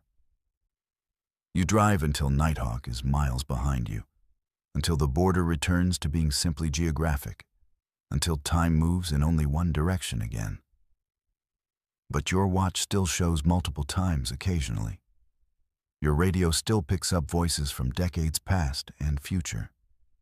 And you know that somewhere in northeastern Washington, Nighthawk continues to exist in all its eras at once. Continues to trap anyone who stays too long, continues to demonstrate that borders aren't always lines on maps. Sometimes they're cracks in time itself. If these stories kept you awake, if they made you question what lurks in abandoned places, then you're exactly where you need to be. Subscribe to Verified Fears for more bone-chilling tales from the darkest corners of the Pacific Northwest and beyond. Hit that notification bell, because the next horror is always just around the corner, and you won't want to face it alone. Remember, some fears need to be verified. Stay scared, stay safe, and I'll see you in the next nightmare.